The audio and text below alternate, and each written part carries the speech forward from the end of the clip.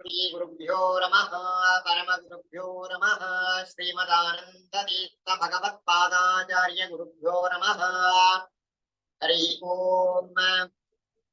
जन्माद्यस्य यतोऽन्वयादितरतश्चार्तेष्वभिघ्नस्वराट् तेने ब्रह्महृदाय आदिकवये मुह्यन्ति यं सूरयः तेजोवारिमृदां यथा विनिमयो यत्र त्रिसर्गो मृषा धाम्नास्तेन सदा निरस्तकुहकं सत्यं परं धीमहि।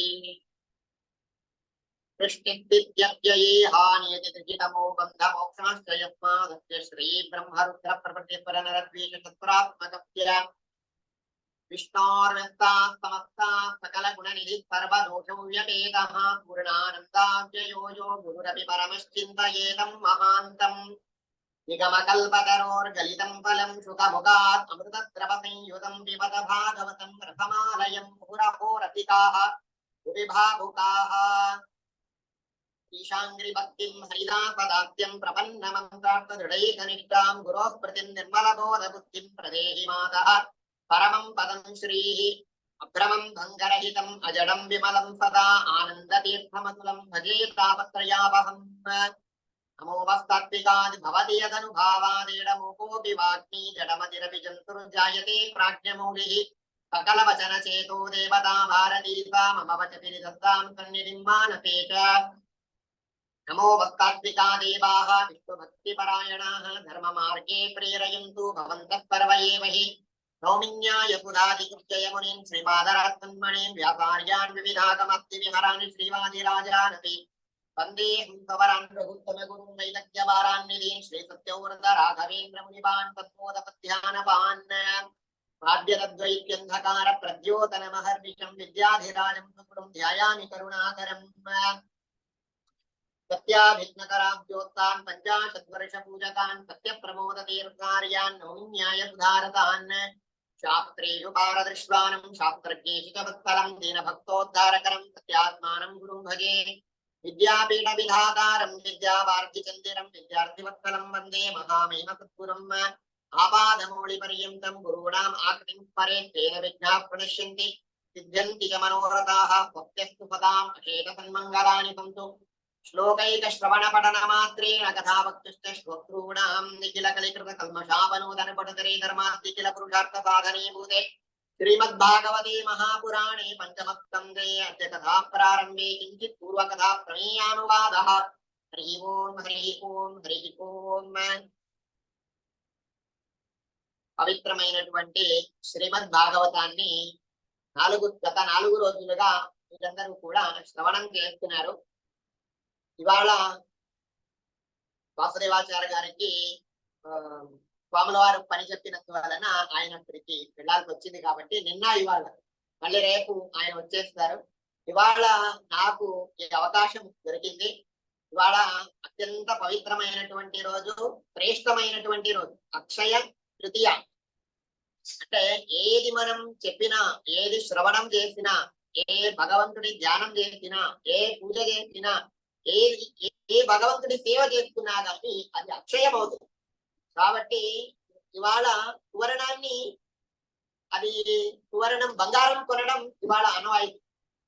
కాబట్టి ఇటువంటి శ్రేష్టమైనటువంటి రోజు ఆ భాగవత శ్రవణం చేయించేటటువంటి భాగ్యము, భాగవతం చెప్పేటటువంటి భాగ్యాన్ని ఇచ్చినందుకు ఆ గురువు గారికి మరియు వాసుదేవాచార్య గారికి, స్వాముల వారికి అందరికీ కూడా అనేక నమస్కారాలను సమర్పిస్తూ యథాశక్తి యథామతి ఇవాళ భాగవత కథను చెప్పడానికి నేను ఉద్యుక్తుడని అవుతున్నాను.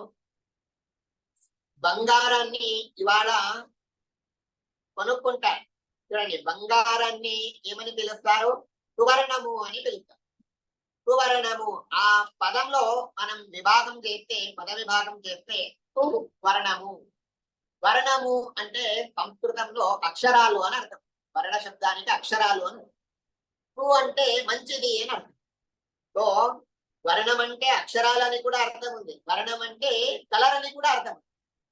కాబట్టి సువర్ణము అంటే మంచి అక్షరాలు అని ఒక అర్థం, మంచి రంగు కలిగినది అని ఇంకొక అర్థం. మంచి రంగు కలిగినది అంటే మనకు హిరణ్మయం, అది ఆ సువర్ణం బంగారం. అటువంటిది బంగారము అంటే భాగవతం కూడా ఒక విధంగా సువర్ణమే. ఎందుకంటే వర్ణం అంటే అక్షరాలు. కాబట్టి 18,000 శ్లోకాలు దీంట్లో ఉన్నవి. పూర్తిగా భగవంతుడి మహిమను, భగవంతుడి భక్తుల యొక్క మహిమలను అద్భుతంగా చెప్పేటటువంటి గ్రంథము భాగవతం కాబట్టి ఆ భాగవతం కూడా ఒక విధంగా వర్ణమే. అటువంటి భాగవతాన్ని ఇవాళ శ్రవణం చేస్తున్నాము అంటే బంగారాన్ని మనమందరము కొంతమంది తీసుకుని ఉంటారు, తీసుకోకపోయి ఉంటారు. ఇవాళ మూడాలు ఉన్నాయండి, ఇప్పుడు గురువస్తము శుక్రస్తం ఉంది, ఏ ముహూర్తాలు కూడా లేవు, కాబట్టి ఎలాగ బంగారం కొందామని చెప్పేసి ఎన్ని ఆఫర్లు ఉన్నా కూడా కొంతమంది బంగారం కొనరు. అటువంటి బంగారం తీసుకుంటే ఆ బంగారం తీసుకుంటే కొన్ని రోజుల దాకానే ఉంటుంది. కానీ ఈ బంగారం, ఈ ఏదైతే సువర్ణం, భాగవత శ్రవణం అనేటటువంటి సువర్ణాన్ని ఇవాళ మనం స్వీకరిస్తే అది మనకు మోక్షం దాకా తీసుకువెళ్తుంది. కాబట్టి అటువంటి సువర్ణాన్ని ఇవాళ శ్రవణం చేసేటటువంటి ప్రయత్నం చేద్దాము. ప్రస్తుతము మనము 5వ స్కందంలో ప్రియవ్రత మహారాజు యొక్క చరిత్రను మీరందరూ కూడా తెలుస్తున్నారు. దాంట్లో ప్రియవ్రత మహారాజు కొడుకులు, ఆయన కొడుకులు వాళ్ళందరూ కూడా వాళ్ళ చరిత్రను చెబుతూ భాగవతంలో చెబుతున్నారు. ప్రియవ్రత మహారాజు ఆయన విశ్వకర్మ అనేటటువంటి ఎవరైతే దేవలోకంలో కార్పెంటర్ ఉంటాడో ఆయనకు విశ్వకర్మ అని పిలుస్తారు. చూడండి, మనకు దారిలో వెళ్తుంటే కూడా కార్పెంటర్ వాళ్ళ షాపులు ఉంటాయి కదా, వుడ్ వర్క్ షాపులు, అవన్నీ కూడా విశ్వకర్మ వుడ్ వర్క్ అని చెప్పేసి మనకు కనిపిస్తుంటాయి అక్కడికి. కాబట్టి విశ్వకర్మ అంటే ఈ ఎవరైతే కార్పెంటర్స్ ఉన్నారో వాళ్ళందరికీ కూడా దేవుడు ఆయన. కాబట్టి ఆ విశ్వకర్మ యొక్క కూతురైనటువంటి బర్హిష్మతి అనేటటువంటి ఒక ఆవిడను వివాహం చేసుకుని అక్కడ ప్రియవ్రత మహారాజుకు 7 అక్కడ 10 మంది పిల్లలు పుట్టడం జరిగింది. దాంట్లో ఆగ్నేద్ర, ఇద్వజిత్వ, యజ్వబాహు, హిరణ్యరేత, ఘృతపుత్ర, మేధాతిథి, వీతిహోత్ర అని చెప్పేసి వీళ్ళే మొదలైనటువంటి పిల్లలు పుట్టడం జరిగింది. తర్వాత ప్రియవ్రత మహారాజు యొక్క కూతురు ఎవరు అంటే ఊర్జస్పతి అని చెప్పేసి, విశ్వకర్మ కూతురుని బర్హిష్మతిని ప్రియవ్రత మహారాజు వివాహం చేసుకున్నప్పుడు ఊర్జస్పతి అనేటటువంటి కూతురు పుట్టింది. ఆ ఊర్జస్పతిని ఎవరికి వివాహం చేశాడు అంటే శుక్రాచార్యుల వారికి వివాహం చేస్తే అక్కడ పుట్టినటువంటి ఆమెనే దేవయాని అని చెప్పేసి ఆ యొక్క చరిత్రను మనం ఇక్కడ తెలుసుకోవాలి. చూడండి, ఇక్కడ ఏమైంది అంటే ఉత్తమ, రైవత, తాపస అని చెప్పేసి ఇంకా 3 పిల్లలు కూడా ఆయనకు పుడతారు అని చెప్పేసి ఈ విధంగా చెప్తున్నారు. ఈ విధంగా ప్రియవ్రత మహారాజు యొక్క పెద్ద కొడుకు ఎవరు అంటే ఆగ్నేద్ర అనేటటువంటి పెద్ద కొడుకు. ఆ ఆగ్నేద్ర అనేటటువంటి కొడుకుకు ఎంతో మంది పిల్లలు పుట్టారంట. దాంట్లో నాభి అనేటటువంటి ఒక రాజు.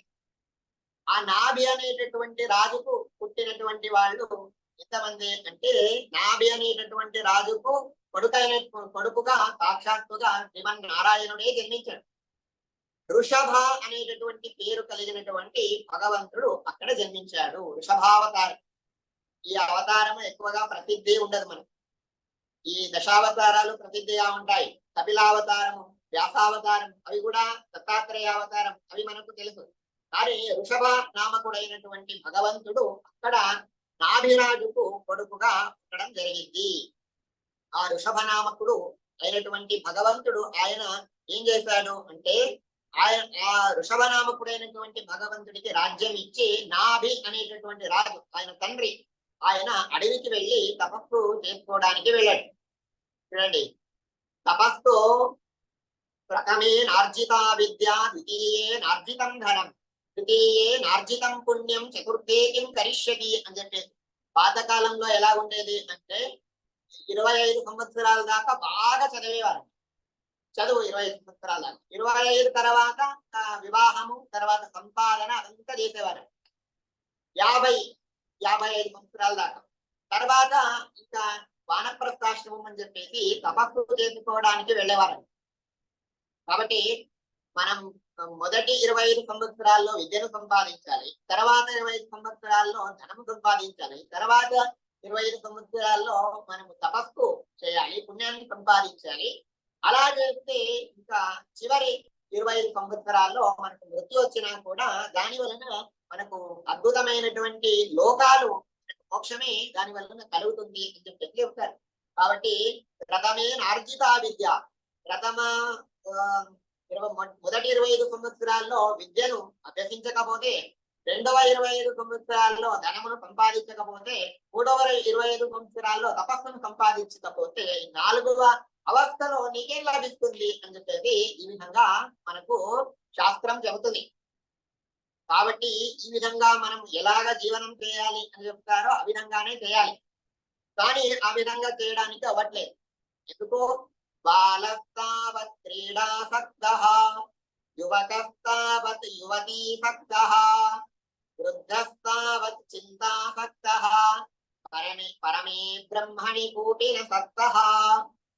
భజ గోవిందం భజ గోవిందం భజ గోవిందం మూఢమతే, సంప్రాప్తే సన్నిహితే కాలే నహి నహి రక్షతి దుఃఖీకరణే చెప్పేసి చెప్పినటువంటి విధంగా, అంటే బాలకులు వాళ్ళు క్రీడలో ఆసక్తులు, యువకులు యువతి పైన ఆసక్తులు, ఇంకా వృద్ధులు చింతలో ఆసక్తులు. అంటే వాళ్ళు నా మేనమావ గారి నాలుగో కూతురు కొడుకు వాడెక్కడున్నాడు, ఏ ఊళ్ళో ఉన్నాడు అని చెప్పేసి ఎక్కడెక్కడో సంబంధాలు కలుపుకుంటూ వాళ్ళెక్కడున్నారో వీళ్ళెక్కడున్నారో అని చెప్పేసి ఒక విధమైనటువంటి ఒక చింతలో వాళ్ళు ఉంటారండి. కాబట్టి 5 గంటలకు ట్రైన్ ఉందంటే 3 గంటలకే పోయి వాళ్ళు స్టేషన్ లో కూర్చుంటారు. ఈ విధంగా అంటే దాని గురించి చెప్పట్లేదు కానీ ఆ విధమైనటువంటి ఒక చింత అనేటటువంటిది వాళ్ళకు ఉంటుంది. కాబట్టి ఆ చింతలోనే ఏమవుతుంది అంటే జీవితం మొత్తం వెళ్ళిపోతుందంట. చింతాయాశ్చ చితాయాశ్చ బిందు మాత్రం విశిష్యతే, చితాదహతి నిర్జీవం చింతాదహతి జీవినం అని అంటున్నారు. చింత చిత అనేటటువంటి 2 పదాలు, ఒక బిందు తీస్తే చిత అవుతుంది, ఇంకొక డాట్ పెడితే చింత అవుతుంది. అదే రెండిట్లో ఏది మంచిది ఏది చెడ్డది అంటే బిందు తీసి చిత అనేటటువంటి దాన్ని అది మంచిది కానీ చింత అనేటటువంటిది మంచిది కాదు అని అంటున్నారు. ఎందుకంటే చిత అనేటటువంటిది జీవం లేనటువంటి శరీరాన్ని అది దహిస్తుంది. చూడండి, జీవుడు వెళ్ళిపోయిన తర్వాత ఉన్నటువంటి శరీరం మీద, నమ్మి శరీరం ఏదైతే ఉంటుందో దాన్ని అది దహనం చేస్తుందంట చిత అనేటటువంటి.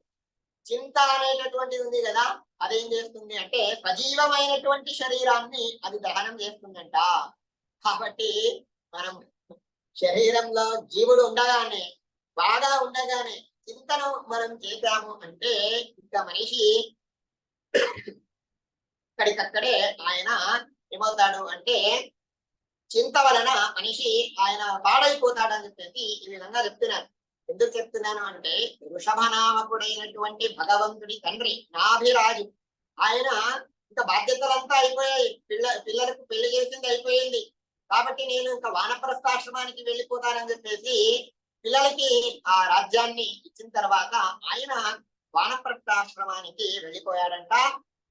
అక్కడ వృషభనామకుడైనటువంటి భగవంతుడు అక్కడ సాక్షాత్తుగా నాభిరాజు యొక్క కొడుకు. ఆ ఋషభనామక భగవంతుడు ఆయన రాజు అయినా కూడా మహాయోగి ఆయన. కాబట్టి ఆ ఋషభనామకుడైనటువంటి భగవంతుడు గురుకుల వాసం చేసి ఇక్కడ సకల విద్యలను కూడా ఆయన నేర్చుకున్న తర్వాత జయంతి అనేటటువంటి ఒక కన్యను ఆయన వివాహం చేసుకుంటాడు. చేసుకున్న తర్వాత ఇక్కడ 100 మంది కొడుకులను కంటాడు ఆయన. 100 మంది కొడుకులలో పెద్దవాడు ఎవరు అంటే భరత చక్రవర్తి. ఆ భరత చక్రవర్తియే తర్వాత జడభరతుడు అనేటటువంటి పేరు కలిగినటువంటి వాడు అవుతాడు. ఈ భరతుడు అనేటటువంటి ఆయన ఎవరన్నారో ఆయన వలనే మన దేశానికి భారతదేశము అనేటటువంటి పేరు వచ్చింది. శ్రీరామచంద్రుడి యొక్క తమ్ముడు భరతుడు, ఆ భరతుడి వల్ల పేరు రాలేదు. ఎందుకు?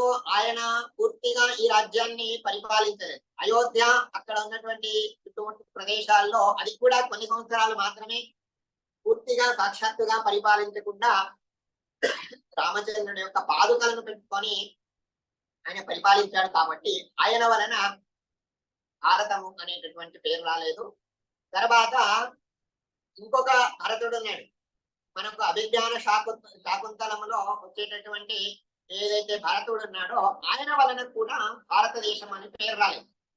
ఈ అంటే వృషభనామకుడైనటువంటి భగవంతుడి కొడుకు ఎవరైతే ఉన్నాడో భరతుడు, ఆయన ఈ జంబూద్వీపాన్ని మొత్తం ఆయన పరిపాలించాడు. కాబట్టి చూడండి, జంబూద్వీపే దండకారణ్యే అని సంకల్పం చెప్తాం కదా, ఆ జంబూద్వీపాన్ని మొత్తం పరిపాలించాడు. జంబూద్వీపము అంటే అది మొత్తం ఇంకా ఇప్పుడు ఉన్నటువంటి నేపాల్ కానివ్వండి, లేదా మనకు అక్కడ మలేషియా అవన్నీ ప్రాంతాలు, లేదా ఇటు ఆఫ్ఘనిస్తాన్ పాకిస్తాన్ ఇవన్నీ కూడా ఇంకా అన్ని ప్రాంతాలు కలిపి జంబూద్వీపం ఏమంటారు. అటువంటి పూర్తిగా జంబూద్వీపాన్ని పరిపాలించడం వలన మన మన దేశానికి భారతదేశం అనేటటువంటి పేరు వచ్చింది అని చెప్పేసి ఈ విధంగా చెబుతున్నారు. అటువంటి భరత చక్రవర్తి వృషభనామకుడైనటువంటి భగవంతుడి కొడుకు. ఈ వృషభనామక భగవంతుడు ఆయన పూర్తిగా అందరికీ కూడా తత్వోపదేశం చేశాడు. తత్వోపదేశం చేసి ఎవరైతే చెడ్డవాళ్ళు ఉంటారో వాళ్ళను మిస్గైడ్ చేస్తూ, అంటే చెడ్డవాళ్లకు మోక్షం కలగకూడదు, చెడ్డవాళ్లకు అందంతమస్తే కలగాలి, మంచి వాళ్లకు మోక్షం కలగాలి. కాబట్టి చెడ్డవాళ్లను తప్పుదారి పట్టించాలి, అది కూడా మంచిదే. ఇప్పుడు ఒక స్త్రీని మానభంగం చేయాలని చెప్పేసి ఒక 10 మంది రౌడీలు వస్తుంటే ఆవిడ వచ్చి రాత్రి కాలంలో మన ఇంటికి వచ్చి తలరాచుకున్నప్పుడు వాళ్ళు వచ్చి వెనకాల నుంచి అడిగినప్పుడు ఎక్కడుంది ఆవిడ అంటే ఇక్కడ ఉంది తీసుకువెళ్ళండి అని చెప్పేసి అప్పుడు మనం సత్యం చెబితే అది సత్యం కాదు, అది అసత్యమే అది. కాబట్టి సత్యము కూడా లోకానికి అహితకరమైనప్పుడు అది అసత్యం అవుతుంది, అబద్ధము కూడా లోకానికి అది హితము చేస్తుంటే అది సత్యం అవుతుంది అని చెప్పేసి ఈ విధంగా శాస్త్రం మనకుంది. కాబట్టి భర్త పోయాడు అని తెలుసుకుంటే భార్య కూడా గుండె ఆగి చనిపోతుందేమో అనేటటువంటి పరిస్థితి ఉన్నప్పుడు ఇంకా డాక్టర్ ట్రీట్మెంట్ చేస్తున్నారు, ఇంకా బతికే ఉన్నాడు అని చెప్పేసి ఈ విధంగా నిదానంగా ఆ ట్రాన్స్ లోకి తీసుకొచ్చి భార్యకు ఆ విషయం చెప్పాలి, సత్యం చెప్పాలి అని చెప్పేసి ఉన్నది ఉన్నట్టుగా చెబితే అది సత్యము కాదు, అది అసత్యమే అని చెప్పేసి అంటున్నారు. ధర్మరాజుతో శ్రీకృష్ణ పరమాత్మ అశ్వత్థామ హతః అని చెప్పేసి చెప్పుకోవాలన్నాడు. చెడ్డవాళ్లకు సత్యము చెప్పకూడదు, అంటే ఉన్నది ఉన్నట్టుగా చెప్పడం సత్యము కాదు. అంటే ఆ జయద్రథుణ్ణి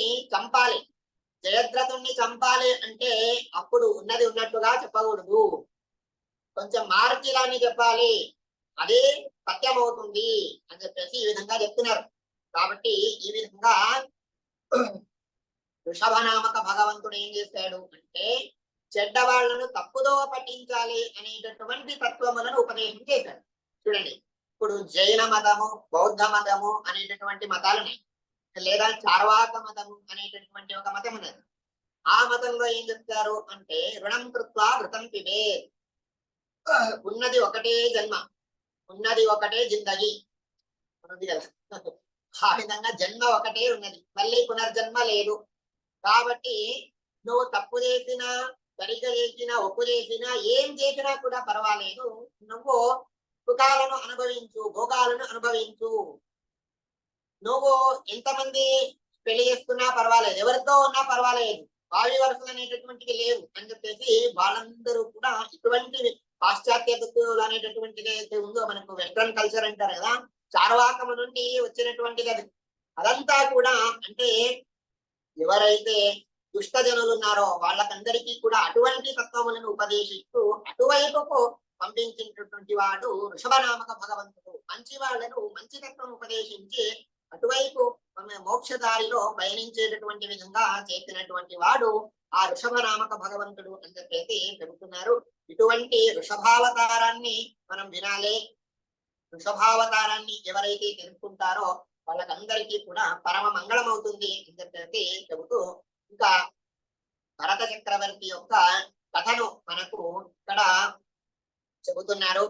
భరత చక్రవర్తి ఆయన విశ్వరూపాచార్యులు అని చెప్పేసి ఒక ఆయన, ఆ విశ్వరూపాచార్యులకు కూతురైనటువంటి పంచజని అనేటటువంటి ఆవిడను వివాహం చేసుకొని అక్కడ ఎంతో మంది పిల్లలకు జన్మనివ్వడం జరిగింది.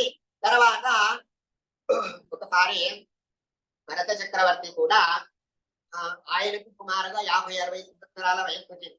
కాబట్టి నా పిల్లలకు నేను రాజ్యాన్ని ఇచ్చి నేను కూడా తపస్సు చేసుకోవడానికి వెళతాను అని చెప్పేసి భరత చక్రవర్తి తపస్సు చేసుకోవడానికి వెళ్ళాడు. ఎక్కడికి వెళ్ళాడు అంటే అది హిమాలయాల్లో ఉన్నటువంటి శాలిగ్రామ క్షేత్రం. అంటే ఇప్పుడే మనం ముక్తినాథ్ అని పిలుస్తున్నామో, గండకీ నది ఏదైతే ఉంటుందో నేపాల్లో ఉన్నటువంటి అశోక్నాథ్ దేవాలయం ఉంది, ముక్తినాథ్ దేవాలయం.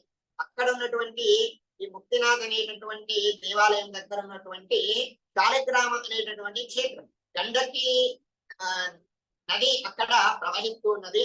ఆ క్షేత్రానికి వెళ్ళి తపస్సు చేసుకుంటూ ఉన్నారు. చూడండి, పవిత్రమైనటువంటి స్థలం.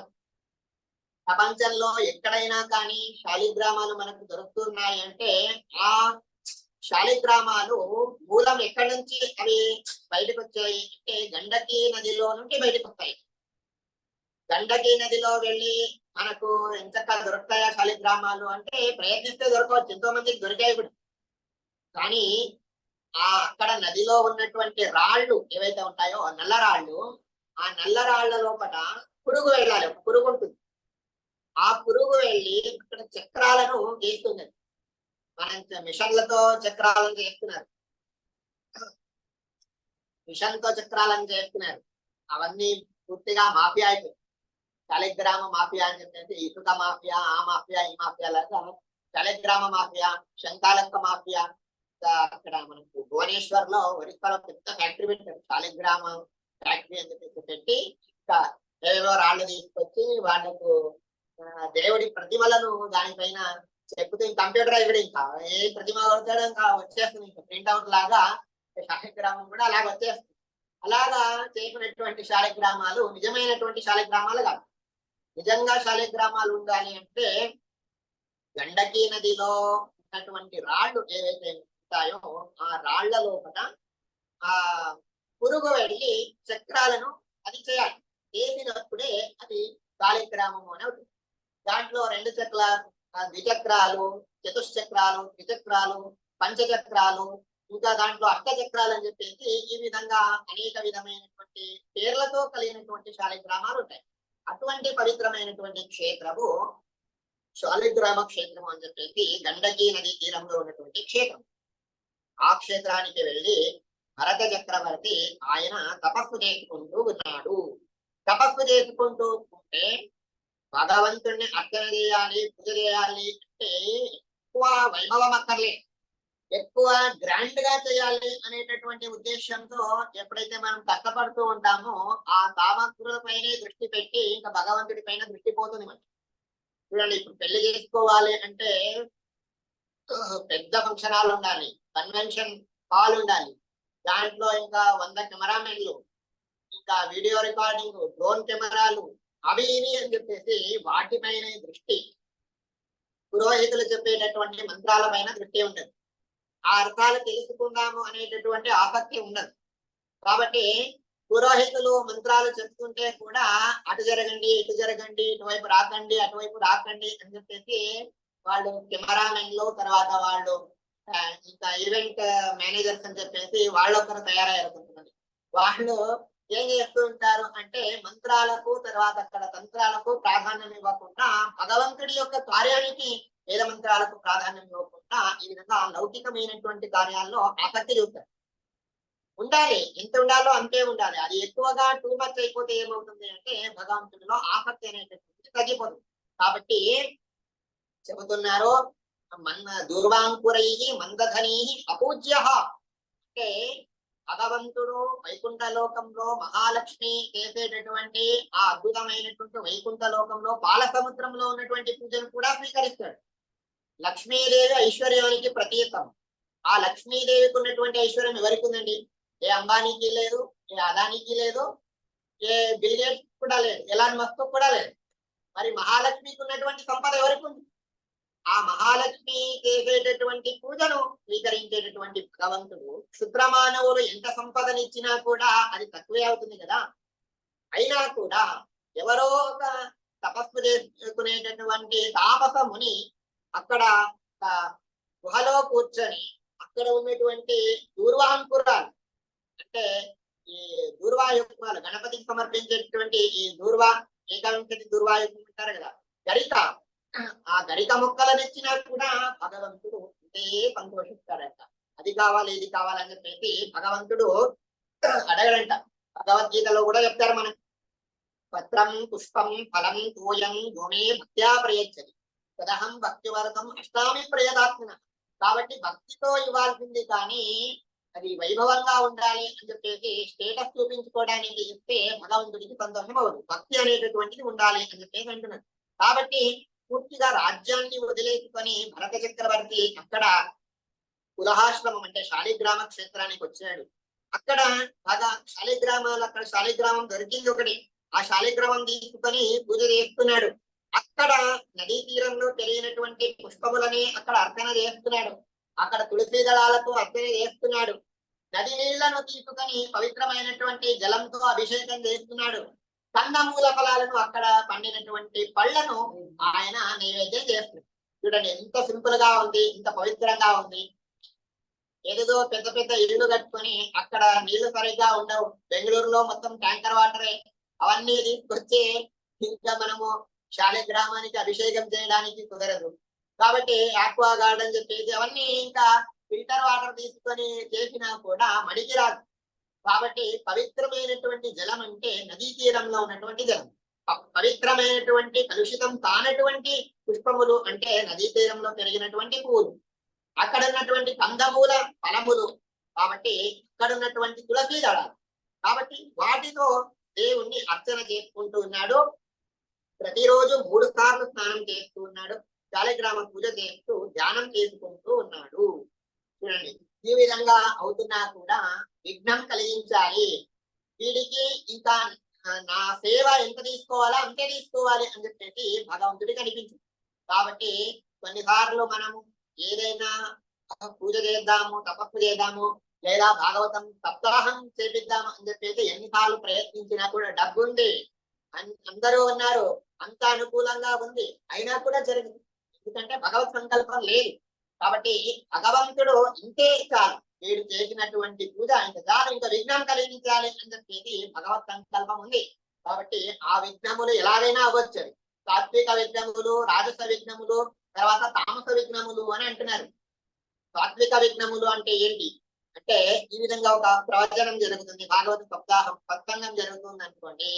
ఎవరైనా పెద్దవాళ్ళు, మనకంటే పెద్దవాళ్ళు కానివ్వండి, లేదా ఏదో రథోత్సవమో, ఏదో ఇక్కడ ఒక గుడిలో ఉత్సవమో ఏదో ఒకటి జరుగుతుంది, వాళ్ళు ఎక్కువగా సౌండ్ తో మైక్ పెట్టారు, లేదా సహస్రనామాలు చదువుతున్నారు అనుకోండి, ప్రవచనం జరగదు. ఇంకా అది మంచిదే, చెడ్డది కాదు, సాత్వికమైనటువంటిది. కానీ దాన్ని ఏమని పిలుస్తున్నారు?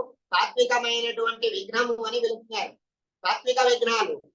రాజస విఘ్నాలు అంటే ఆకలి అవ్వడము, లేదా మళ్ళీ మళ్ళీ నీళ్లు తాగాలని అనిపించడము, ఇటువంటివి వస్తే రాజస విఘ్నం. తామస విఘ్నాలు అంటే నిద్ర రావడము, కోపం రావడము, లేదా బోర్ కొట్టడం, అక్కడ నుండి వెళ్ళిపోయి యూట్యూబ్ లో షార్ట్స్ చూసుకోవాలని అనిపించడము.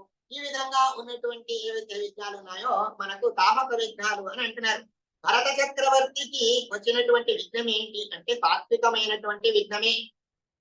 ఇక్కడ ఏమైంది అంటే, ఆ గండకీ నదీ తీరంలో ఆయన తపస్సు చేసుకుంటూ ఉన్నాడు. ఆ సందర్భంలో ఏమైంది అంటే, ఒక జింక అక్కడ కనిపించింది. అటువైపు నదీ తీరంలో ఒక జింక కనిపిస్తూ ఉన్నది. ఆ జింక మామూలు జింక కూడా కాదు, గర్భవతి అయినటువంటి జింక. ఆ గర్భవతి అయినటువంటి జింకను తినాలి అని చెప్పేసి ఆ సింహము వెనకాల నుండి వస్తూ గర్జన చేసుకుంటూ ఆ జింకను తినాలి అని చెప్పేసి అది వస్తూ ఉన్నది. ఆ నదిని దాటి ఇటువైపుకు రావాలి అని చెప్పేసి గర్భవతి అయినటువంటి జింక అది చక్కగా జంప్ చేసింది, లాంగ్ జంప్ చేసింది.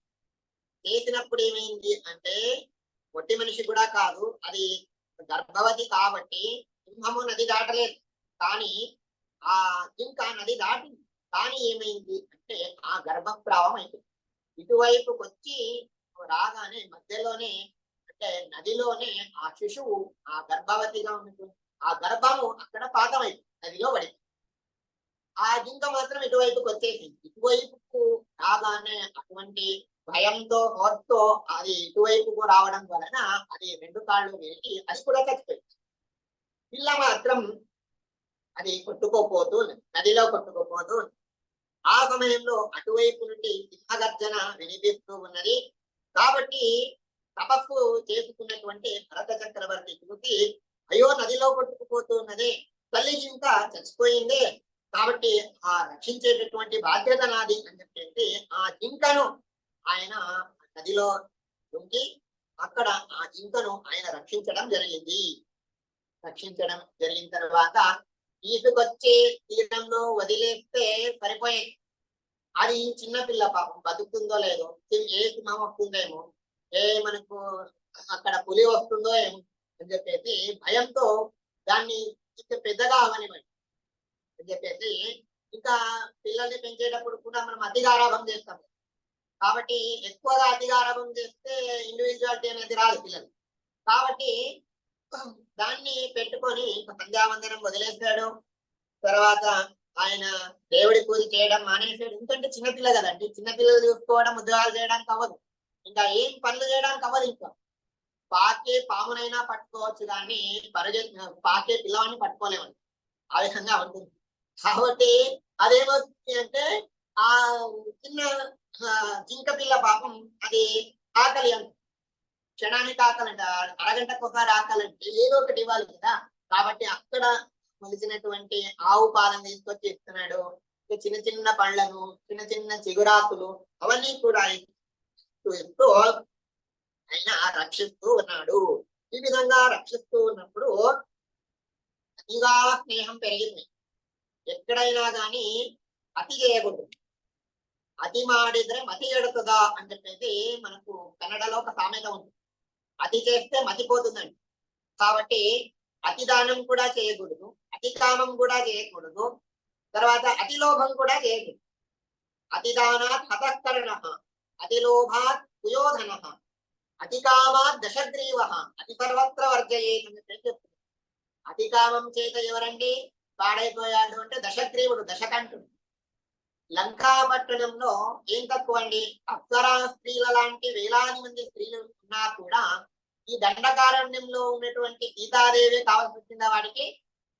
ఒక థాట్ వచ్చింది, వచ్చినా కూడా దాన్ని నిగ్రహించుకొని పోనీలే, సముద్రం దాటి అటువైపుకి ఎందుకు వెళ్ళాలి, అసలు మనకు అది అవసరమా అని చెప్పేసి అనుకొని ఉంటే ఈ మహాసంగ్రామం జరిగేది కాదు. కాబట్టి అతిదాన తతఃకరణ, అతి కామం వలన దశగ్రీవుడు ఆయన వినాశనం అయిపోతే అతిదానం చేయడం వలన కర్ణుడు కూడా వినాశనం అయ్యాడు. దానవీర శూరకర్ణ అని చెప్పేసి సినిమాలు కూడా వచ్చాయి, మనం చెప్పుకుంటాం. మనం దానవీర శూర కర్ణుడు అని చెప్పి, కర్ణుడు ఎటువంటి వాడు అంటే ఒక బ్రాహ్మణుడు వచ్చి అడిగాడంట, బంగారు పాత్ర పట్టుకొని దాంట్లో కొబ్బరి నూనె ఉంది, ఆ కొబ్బరి నూనె చేతిలో వేసుకొని తలకు అంటించుకుంటున్నాడు కర్ణుడు. ఆ సమయంలో బ్రాహ్మణుడు వచ్చి అడిగాడండి, నాకు ఆ బంగారు పాత్ర దానం ఇవ్వవా అంటే ఎడమ చేతితోనే ఇలా విసిరేసాడు, తీసుకో అని చెప్పాడు. అదేంటండి తప్పు కదా, ఎడమ చేతితో ఇస్తారా? డబ్బులు కానీ బంగారం కానీ లేదా మంచి వస్తువులు కానీ మనం ఎడమ చేతితో ముట్టుకోం కదా, ఎడమ చేతితో దానం ఇచ్చాడేంటి అంటే ఇక్కడ కర్ణుడు చెప్తున్నాడంట, అది దానము మంచి దానమే, అది చెడ్డ దానం కాదు అని చెప్పేసి శాస్త్రం చెప్తుంది. ఎందుకంటే ఎడమ చేతి నుండి కుడి చేతికి మారి తర్వాత కుడి చేతి నుండి నేను దానం ఇస్తే అప్పటిదాకా ఆలోచన మారిపోవచ్చు. కొన్నిసార్లు మనకు దానం చేద్దామా అనిపిస్తుంది, మరొకటి రోజు అంతెందుకు దానం అవసరమా ఇది వద్దులే అని చెప్పేసి మనము దాన్ని విత్డ్రా చేసుకుంటాం. ఆ విధమైనటువంటి ఆలోచనలు మానవ సహజమైనటువంటి ఆలోచనలు ఉంటాయి. కాబట్టి ఆ విధంగా అనుకుంటే ఏమవుతుంది అంటే దానం చేయడమే ఇంకా అక్కడ పోస్ట్పోన్ చేస్తాం. వాయిదా పద్ధతి ఉంది దేనికైనా అని చెప్పేసి, ముందుగా సెప్టెంబర్ మార్చి పైన అని చెప్పేసి చెబుతారు కదా. ఆ పశ్చాత్ శబ్ద నాస్తి పర్యాయ అని చెప్పేసి మనకు సంస్కృతంలో ఒక సామెత ఉంది. తర్వాత ఇస్తానులే అని చెప్పేసి వాయిదా వేశామంటే లేదు ఇవ్వను అని దానికి అర్థమంట అని చెప్పేసి ఈ విధంగా సంస్కృతంలో సామెత ఉంది. కాబట్టి తర్వాత అని అనుకుంటే ఇంకా చేయడానికి కుదరదు. కాబట్టి ఒక మనిషి పున్నమి రోజు పౌర్ణిమ వచ్చినప్పుడు సముద్ర స్నానం చేయాలండి. సముద్ర స్నానం చేయాలి అని చెప్పేసి సముద్ర తీరానికి వెళ్ళాడు. వెళ్ళినప్పుడు ఆయన నిలబడ్డాడంట. గంట అయింది, 2 గంటలైంది, 3, 4, 5 గంటలు అయిపోయింది, ఇంకా స్నానం చేయలేదు. ఏంట్రా నాయన ఇంకా స్నానం చేయలేదు అని చెప్పేసి పక్కన ఒక ఋషివర్యుడు అడుగుతున్నాడండి. లేదండి, తరంగాలు వస్తున్నాయి, వేవుకు అవి ఆగిపోతే ఆగిపోయిన తర్వాత స్నానం చేస్తాను అని అన్నాడు. అంటే వేవ్స్ ఎప్పుడైనా ఆగిపోతాయా? సంసారంలో ఖర్చులు ఎప్పుడైనా ఆగిపోతాయా? మనకు ఖర్చులు అనేటటువంటివి ఆగవు. కాబట్టి దేవుడి కార్యములను తర్వాత చేద్దాము అని మనం పెట్టుకోకూడదు. కాబట్టి లక్ష్యం విహాయ దాతవ్యం. ఒక 1,00,000 పనులున్నా కూడా అన్ని ఖర్చులను పక్కన పెట్టి దేవుడి కోసమని డబ్బులు తీసి పెట్టండి అని చెప్పి చెప్తున్నారు. ధర్మాయ ఎనసేర్కాయ, ధర్మము కోసమని మొదటి భాగం తీసి పెట్టాలంట అని చెప్పి చెప్తున్నారు. కాబట్టి ఈ విధంగా ఏమవుతుంది అంటే ఏది కూడా అతి చేయకూడదు. కాబట్టి జింక పిల్లను పోషిస్తున్నటువంటి భరత చక్రవర్తి అక్కడ ఇంక మొత్తం తాను దేనికోసమని వచ్చాడో అదంతా మర్చిపోయి ఇక్కడ ఏం చేస్తున్నాడు అంటే ఆయన జింక పిల్లను పోషిస్తూ ఉన్నాడు, మితిమీరినటువంటి స్నేహము చేస్తూ ఉన్నాడు. ఈ విధంగా కొన్నిసార్లు ఆ పిల్ల కొంచెం జింక పిల్ల పెరుగుతూ అది అటు అటు ఇటు కనిపించకుండా పోతుంది. కాళ్ళు వచ్చాయి అంటే వెళ్ళిపోతారు కదా పిల్లలు. ఆ విధంగా అది వెళ్ళిపోయినప్పుడు వెతకలేక ఆయన బాధపడుతున్నాడు, ఎక్కడ పోయింది అని చెప్పేసి కనిపించకపోతే అక్కడ ఏడుస్తూ ఉన్నాడు. ఈ విధమైనటువంటి ఒక అవస్థ కలిగింది. ఇంట్లో కుక్క పిల్లలు పెంచుకుంటారు కొంతమంది, మితిమీరినటువంటి స్నేహం చేస్తారు కుక్క పిల్లలు పెంచుకొని. మొన్న ఒకరికి ఇంటికి వెళ్ళాను. వెళ్ళినప్పుడు ఏంటంటే మీ పిల్లలు కనిపించట్లేదు అంటే, లేదండి ఒక అబ్బాయి ఆస్ట్రేలియాలో సిడ్నీలో ఉన్నాడు, ఇంకొక అబ్బాయి మనకు అక్కడ టెక్సాస్ లో ఉన్నాడు అని. మరి ఏంటి కుక్కలు కనిపిస్తున్నాయి కదా అంటే, లేదండి ఆస్ట్రేలియా నుంచి ఒకటి, టెక్సాస్ నుంచి ఒకటి కుక్కను తెచ్చుకొచ్చామని చెప్పారు. అంటే బుద్ధిమంతులైనటువంటి పిల్లలను వదిలేసి బుద్ధిహీనులైనటువంటి పశువులను తీసుకొచ్చి వాటిపైన ఇంకా స్నేహము మోజు అదంతా కూడా మనకు కలుగుతుంది. కలియుగం మరి ఏం చేయడానికి, పిల్లలు లేరు, మరి అవే పిల్లలుగా వాళ్ళు పెంచుకుంటారు ఇంకా. కాబట్టి ఈ విధంగా పశువులను పెంచుకుంటూ అక్కడ మితిమీరినటువంటి స్నేహం చేస్తూ ఉన్నాడు ఆయన. అంటే ఆ జింక పిల్లను పెంచుకుంటూ ఇంకా హరిస్మరణ అనేటటువంటిది మర్చిపోయాడు. ఏదైనా వాడుతూనే మనకు గుర్తుంటుంది. ఇంకా వాడడం మానేస్తే ఇంకా బండైనా పాడైపోతుంది, ఏదైనా పాడైపోతుంది. కాబట్టి ఇంక మంత్రాలు కూడా అన్ని మర్చిపోయాడు. పూజ చేద్దామని అనిపించినప్పుడు ఏది గుర్తుకు రావట్లేదు, అన్ని కూడా విస్మరణం అవుతున్నాయి. ఈ విధంగా చేస్తూ ఏమైంది అంటే, ఇంకా ఆ జింక పిల్ల బానే ఉంది, కానీ ఆ జింక పిల్లను పెంచుతూ ఏమైంది అంటే, ఆ జింక పిల్ల యొక్క స్మరణలోనే ఆయన నివసిస్తూ చివరకు జింక పిల్ల జన్మ వచ్చింది. ఆయన కృష్ణార్పణం అయిపోయాడు, శరీర త్యాగం చేసేశాడు. చూడండి ఇప్పుడు ఏమవుతుంది, సంతతం చింతయేనంతం అంతకాలే విశేషత. చివరకు మనం ఏదైతే స్మరించుకుంటామో ఆ జన్మ వస్తుందంట. కాబట్టి ఇప్పుడు మనకు జీవితంలో కూడా ఇప్పుడు కూడా మనకు కనిపిస్తుంది, మనకు ఏదైతే మనకు ఎక్కువగా ఆలోచిస్తూ ఉంటామో అటువంటి కళలే పడతాయండి. ఆశ్చర్యం అది. అటువంటి కళ ఎందుకు వచ్చింది? హారర్ మూవీ చూసి పడుకుంటే అటువంటి కళలే, దయ్యం కళలే వస్తాయి. కాబట్టి ఒక 4 ఫ్రెండ్స్ మాట్లాడుకుంటున్నారంట. వాళ్ళు ఒక మీటింగ్ చేసుకొని మాట్లాడుకుంటారు. దేని గురించి మాట్లాడుకున్నారు అంటే టీ గురించి మాట్లాడుకున్నారంట. ఆ చాయ్, ఈ చాయ్, ఇంకా అల్లం చాయ్, ఆ టీ, తులసి టీ అని చెప్పేసి టీల గురించి మాట్లాడుకున్నారంట. అందరూ 1-2 గంటల సేపు మాట్లాడుకున్నారంట. మాట్లాడుకొని ఒక ఫ్రెండ్ ఇల్లు పక్కనే ఉంది, వెళ్దాం పదరా మీ ఇంటికి వెళ్ళి టీ తాగుదాం అని చెప్పేసి వాళ్ళ ఇంటికి వెళ్ళారు. వెళ్ళినప్పుడు అమ్మ టీ అన్నప్పుడు అందరికి ఆవిడ ఇచ్చినప్పుడు తాగారు. తాగినప్పుడు ఆవిడ అడిగింది, ఎలాగుందిరా టీ బాగుందా అంటే అందరూ కూడా టీ బాగుందమ్మా అని చెప్పారు. పెదవాళ్ళారా నేను ఇచ్చింది టీ కాదు, మీకు కాఫీ ఇచ్చాను అని అంటాం. అంటే ఎందుకు చెప్తున్నానంటే, మనం ఏ ఆలోచనల్లో మనం ఉంటామో మనకు అటువంటిది ఒక విధమైనటువంటి ఒక ఆలోచనలు అనేటటువంటిది అంత సీరియస్ గా వస్తూ ఉంటాయి. ఇది జన్మాంతరంలో కూడా కలుగుతుంది, ఆ జన్మలో కూడా కలుగుతుంది. చూడండి మనం ఏ విధమైనటువంటి ఏ సబ్జెక్ట్ లో అయితే మనము అక్కడ వీడియోస్ చూస్తున్నామో, అక్కడ బ్రౌజ్ చేస్తున్నామో, అటువంటి వీడియోస్ ని వాడు యూట్యూబ్ వాడు కూడా పసిగట్టి అటువంటివే ఇస్తూ ఉంటాడు. జరుగుతుందా లేదా? అదే విధంగానే మన మనసులో కూడా మనోవృత్తులు కూడా ఆ విధంగా ఉంటాయంట. కాబట్టి ఆ జింక స్మరణలో ఉన్నందువలన జింకగా పుట్టాడంట. కాలంజర పర్వతంలో జింకగా పుట్టడం జరిగింది.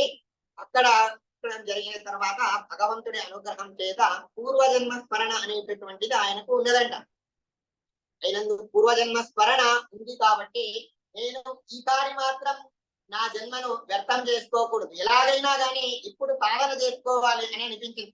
కాబట్టి జింకగా ఉన్నా కూడా భగవంతుడి స్మరణ చేస్తూ అక్కడ మాత్రం ఆయన జాగ్రత్తగా ఉన్నాడంట. ప్రారంభ కర్మ అవసాన కాలంలో మళ్ళీ ఇటువైపుకి వచ్చి, అంటే పులహాశ్రమము శాలిగ్రామ క్షేత్రానికి వచ్చి అక్కడ ఆయన జన్మ త్యాగం చేయడం జరిగింది. జింక జన్మ కూడా వెళ్ళిపోయిన తర్వాత అంగీరప గోత్రంలో ఒక బ్రాహ్మణుడిగా ఆయనకు జన్మ లభించిందంట. లభించిన తర్వాత అక్కడ ఏమైంది అంటే తండ్రి గారికి 10 మంది కొడుకులు ఉన్నారు. 10 మంది కొడుకుల్లో చివరి వాడు వీడు భరతుడు అని చెప్పేసి అంటున్నారు. అప్పుడు కూడా భరత అనేటటువంటి పేరుంది. అప్పుడు ఏమైంది అంటే తల్లి తండ్రి ఉన్నంతసేపు అక్కడ వీడిని చిన్న కొడుకు అని చెప్పేసి గారాభంగా చూస్తున్నారు. తల్లి తండ్రి పోయిన తర్వాత ఆస్తులన్నీ పెద్దవాళ్ళని పంచుకొని, వీడు కొంచెం అమాయకుడిగా ఉన్నాడు, వీడిని మోసం చేస్తే సరిపోతుందని చెప్పేసి మొత్తం ఆస్తులంతా వాళ్ళే పంచుకొని, వీడికి ఇంకా ఉపనయనం కూడా కాలేదు కాబట్టి వీడిని వదిలేద్దామని చెప్పేసి వీళ్ళని రోడ్డు పైన వదిలేశారు. అటువంటి సందర్భంలో వీడు కూడా ఇంకా అమాయకుడు అంటే మహామేధావి, అవధూతుడు అని అంటారు. చూడండి, అవధూతులు అని అంటారు, ఏం తెలియకుండా ఉంటారు వాళ్ళు, అయినా కూడా నిరంతరం భగవంతుడి స్మరణ వాళ్ళు చేస్తూ ఉంటారు. కాబట్టి ఆయన రోడ్డు పైన తిరుగుతూ ఉంటే వీడికి బ్రాహ్మణుడి లాగా కనిపిస్తున్నాడు, వీడికి సంస్కారం చేద్దామని చెప్పేసి రోడ్డులో ఉన్నటువంటి వాళ్ళు ఎవరో అక్కడ సంస్కారం చేసి ఆయనకు ఉపనయనం చేశారంట. తర్వాత ఏమైంది అంటే అక్కడ వెళుతూ ఉన్నాడు ఎక్కడో వెళుతూ ఉన్నాడు, అసలు తెలియదు, అలాగా వెళుతూ ఉన్నాడు. వెళుతూ ఉన్నప్పుడు ఒకసారి ఏమైంది అంటే ఒక శూద్రరాజు ఆయన పల్లకిలో వస్తున్నాడండి. శూద్రరాజు ఒక ప్రతిజ్ఞ చేసుకున్నాడు, నేను అనుకున్నటువంటి కార్యం అయితే భద్రకాళీదేవికి నేను ఒక మనిషిని బలిస్తాను, మానవ బలినిస్తాను అని చెప్పేసి ఆయన అనుకున్నాడండి. ఎవరిని బలి ఇవ్వాలి అని చెప్పేసి ఆయన ఆలోచిస్తూ ఉన్నాడండి. రోడ్డు పైన తిరిగేటటువంటి వాడు వీడు అవధూతుడిగా కనిపిస్తున్నాడు కాబట్టి వాడిని పట్టుకురంటారా, వాడిని బలి ఇద్దామని చెప్పేసి ఈ జడభర్తుడు అని చెప్పేసి వీరికి పేరు వచ్చింది. జడం లాగా ఉన్నాడు వీడు. కాబట్టి ఈ జడభర్తుడికి వీడిని తీసుకొచ్చి బలి ఇవ్వాలి అని చెప్పేసి అనుకున్నారు. కాబట్టి వాడిని తీసుకొచ్చి భద్రకాళి గుడికి తీసుకువెళ్లారు. స్నానం చేయించిన తర్వాత ఒక కుంకుమ తిలకం పెట్టిన తర్వాత అక్కడ ఏం కావాలో తిను అని చెప్పేసి పళ్ళను వీటిని తినిపించిన తర్వాత ఒక స్తంభానికి కట్టివేసి ఆయన ఖడ్గంతో సంహరించాలి, జడభర్తుడిని బలి ఇవ్వాలి అని చెప్పేసి అక్కడ శూద్రరాజు ఆయన అనుకున్నాడంట. అప్పుడు ఏమైంది అంటే సాక్షాత్తుగా ఆ భద్రకాళీదేవి అంటే సాక్షాత్తుగా దుర్గాదేవి, ఆ దుర్గాదేవి వచ్చి ఆ ఖడ్గం తీసుకొచ్చి ఆ ప్రతిమ నుండి బయటకు వచ్చిందంట. బయటికి వచ్చి సింహనాదం చేస్తూ అక్కడ ఆ కత్తి తీసుకొని వాళ్ళు ఆ శూద్రరాజును చంపడం జరిగింది. పరివారాన్ని కూడా అక్కడ చంపడం జరిగింది. జడభర్తుడా, నువ్వు ఏడవకో, నీకేం కాదు, వాడు ఏడవట్టే ఒకటే వాణి, కాబట్టి నిన్ను నేను రక్షిస్తాను అని చెప్పేసి ఆ భద్రకాళీదేవి ఆయనను రక్షించడం జరిగింది. ఎవ్వరూ లేరు, ఎవ్వరు పట్టించుకోరు, అమాయకుడు అని మనం అనుకుంటామో అటువంటి వాళ్లకు భగవంతుడే మహాలక్ష్మీదేవియే ఇక్కడ రక్షగా ఉంటుంది. కాబట్టి ఆ భద్రకాళీదేవి వాణ్ణి అక్కడ రక్షించడం జరిగింది అని చెప్పేసి ఈ విధంగా చెప్తున్నాను. కాబట్టి ఏం లౌక్యం తెలియదు, వాడు ఎలా బతుకాడో ఏమో అని మనం అనుకుంటాం. వాడే పెద్ద మేధావిగా ఎంతో పెద్ద మహానుభావుడు అయ్యేటటువంటి సందర్భాలు కూడా మనకు ప్రపంచంలో మనం చూస్తాం. ఆ విధంగా జడభక్తుణ్ణి సాక్షాత్తుగా దుర్గాదేవి వచ్చి అక్కడ రక్షించడం జరిగింది. ఒకసారి అలాగే ముందుకు వెళుతూ ఉన్నప్పుడు రఘుగణరాజు అని చెప్పేసి సింధు సవ్వీర దేశము అంటే ప్రస్తుతం మనకు ఇక్కడ ఆఫ్ఘనిస్తాన్ అని చెప్పేసి మనం ఏదైతే తెలుపుతున్నామో గాంధార దేశం, అటువంటి ఆ దేశములో ఉన్నటువంటి రఘుగణరాజు అనేటటువంటి వాడు అక్కడ కపిలాశ్రమానికి వెళుతూ ఉన్నాడంట. పల్లకిలో వెళుతూ ఉన్నాడు. వెళుతూ ఉన్నప్పుడు పల్లకిని మోసేటటువంటి వాళ్ళు నలుగురు ఉంటారు. నలుగురిలో ఒకడికి ఏమైంది అంటే ఏదో అనారోగ్య సమస్యతో నేను ఇంకా పల్లకిని మోసుకోలేనని చెప్పేసి వాడు అక్కడే వదిలేశాడు. ఇంకా నేను ఇక్కడే పడుకొని పోతానని చెప్పేసి వాడు ఆ పల్లకిని వదిలిపెట్టడం వలన ఎవరైనా దొరుకుతారేమో పల్లకిని మోసుకునేవాడు అని చెప్పేసి వాళ్ళు ఆలోచిస్తూ ఉన్నప్పుడు ఈ జడభర్తుడు కనిపించాడు. ఎవరా నువ్వు ఇక్కడ రా అని చెప్పేసి వాడిని పిలిచి ఇక్కడ జడభర్తుని పల్లకి మోసుకో అన్నప్పుడు వాడు సరే పల్లకి మోసుకుంటానని చెప్పేసి ఆ జడభర్తుడు పల్లకిని మోసుకుంటూ ఉన్నాడు. ఈ విధంగా జరుగుతున్నప్పుడు అక్కడ అందరూ చూడండి, పల్లకి ఎలాగుంటుంది అంటే అందరూ సమానంగా నడిస్తే లోపల ఉన్నటువంటి రాజుకు సుఖంగా ఉంటుంది. ఒకరు ఎక్కువ ఒకరు తక్కువ నడిస్తే ఏమవుతుంది అంటే అక్కడ లోపల ఉన్నటువంటి రాజుకు అక్కడ పైన కింద అవుతుంది. కాబట్టి అక్కడ ఏమైంది అంటే జడభక్తుడు పూర్తిగా అహింసను పాటించాలి.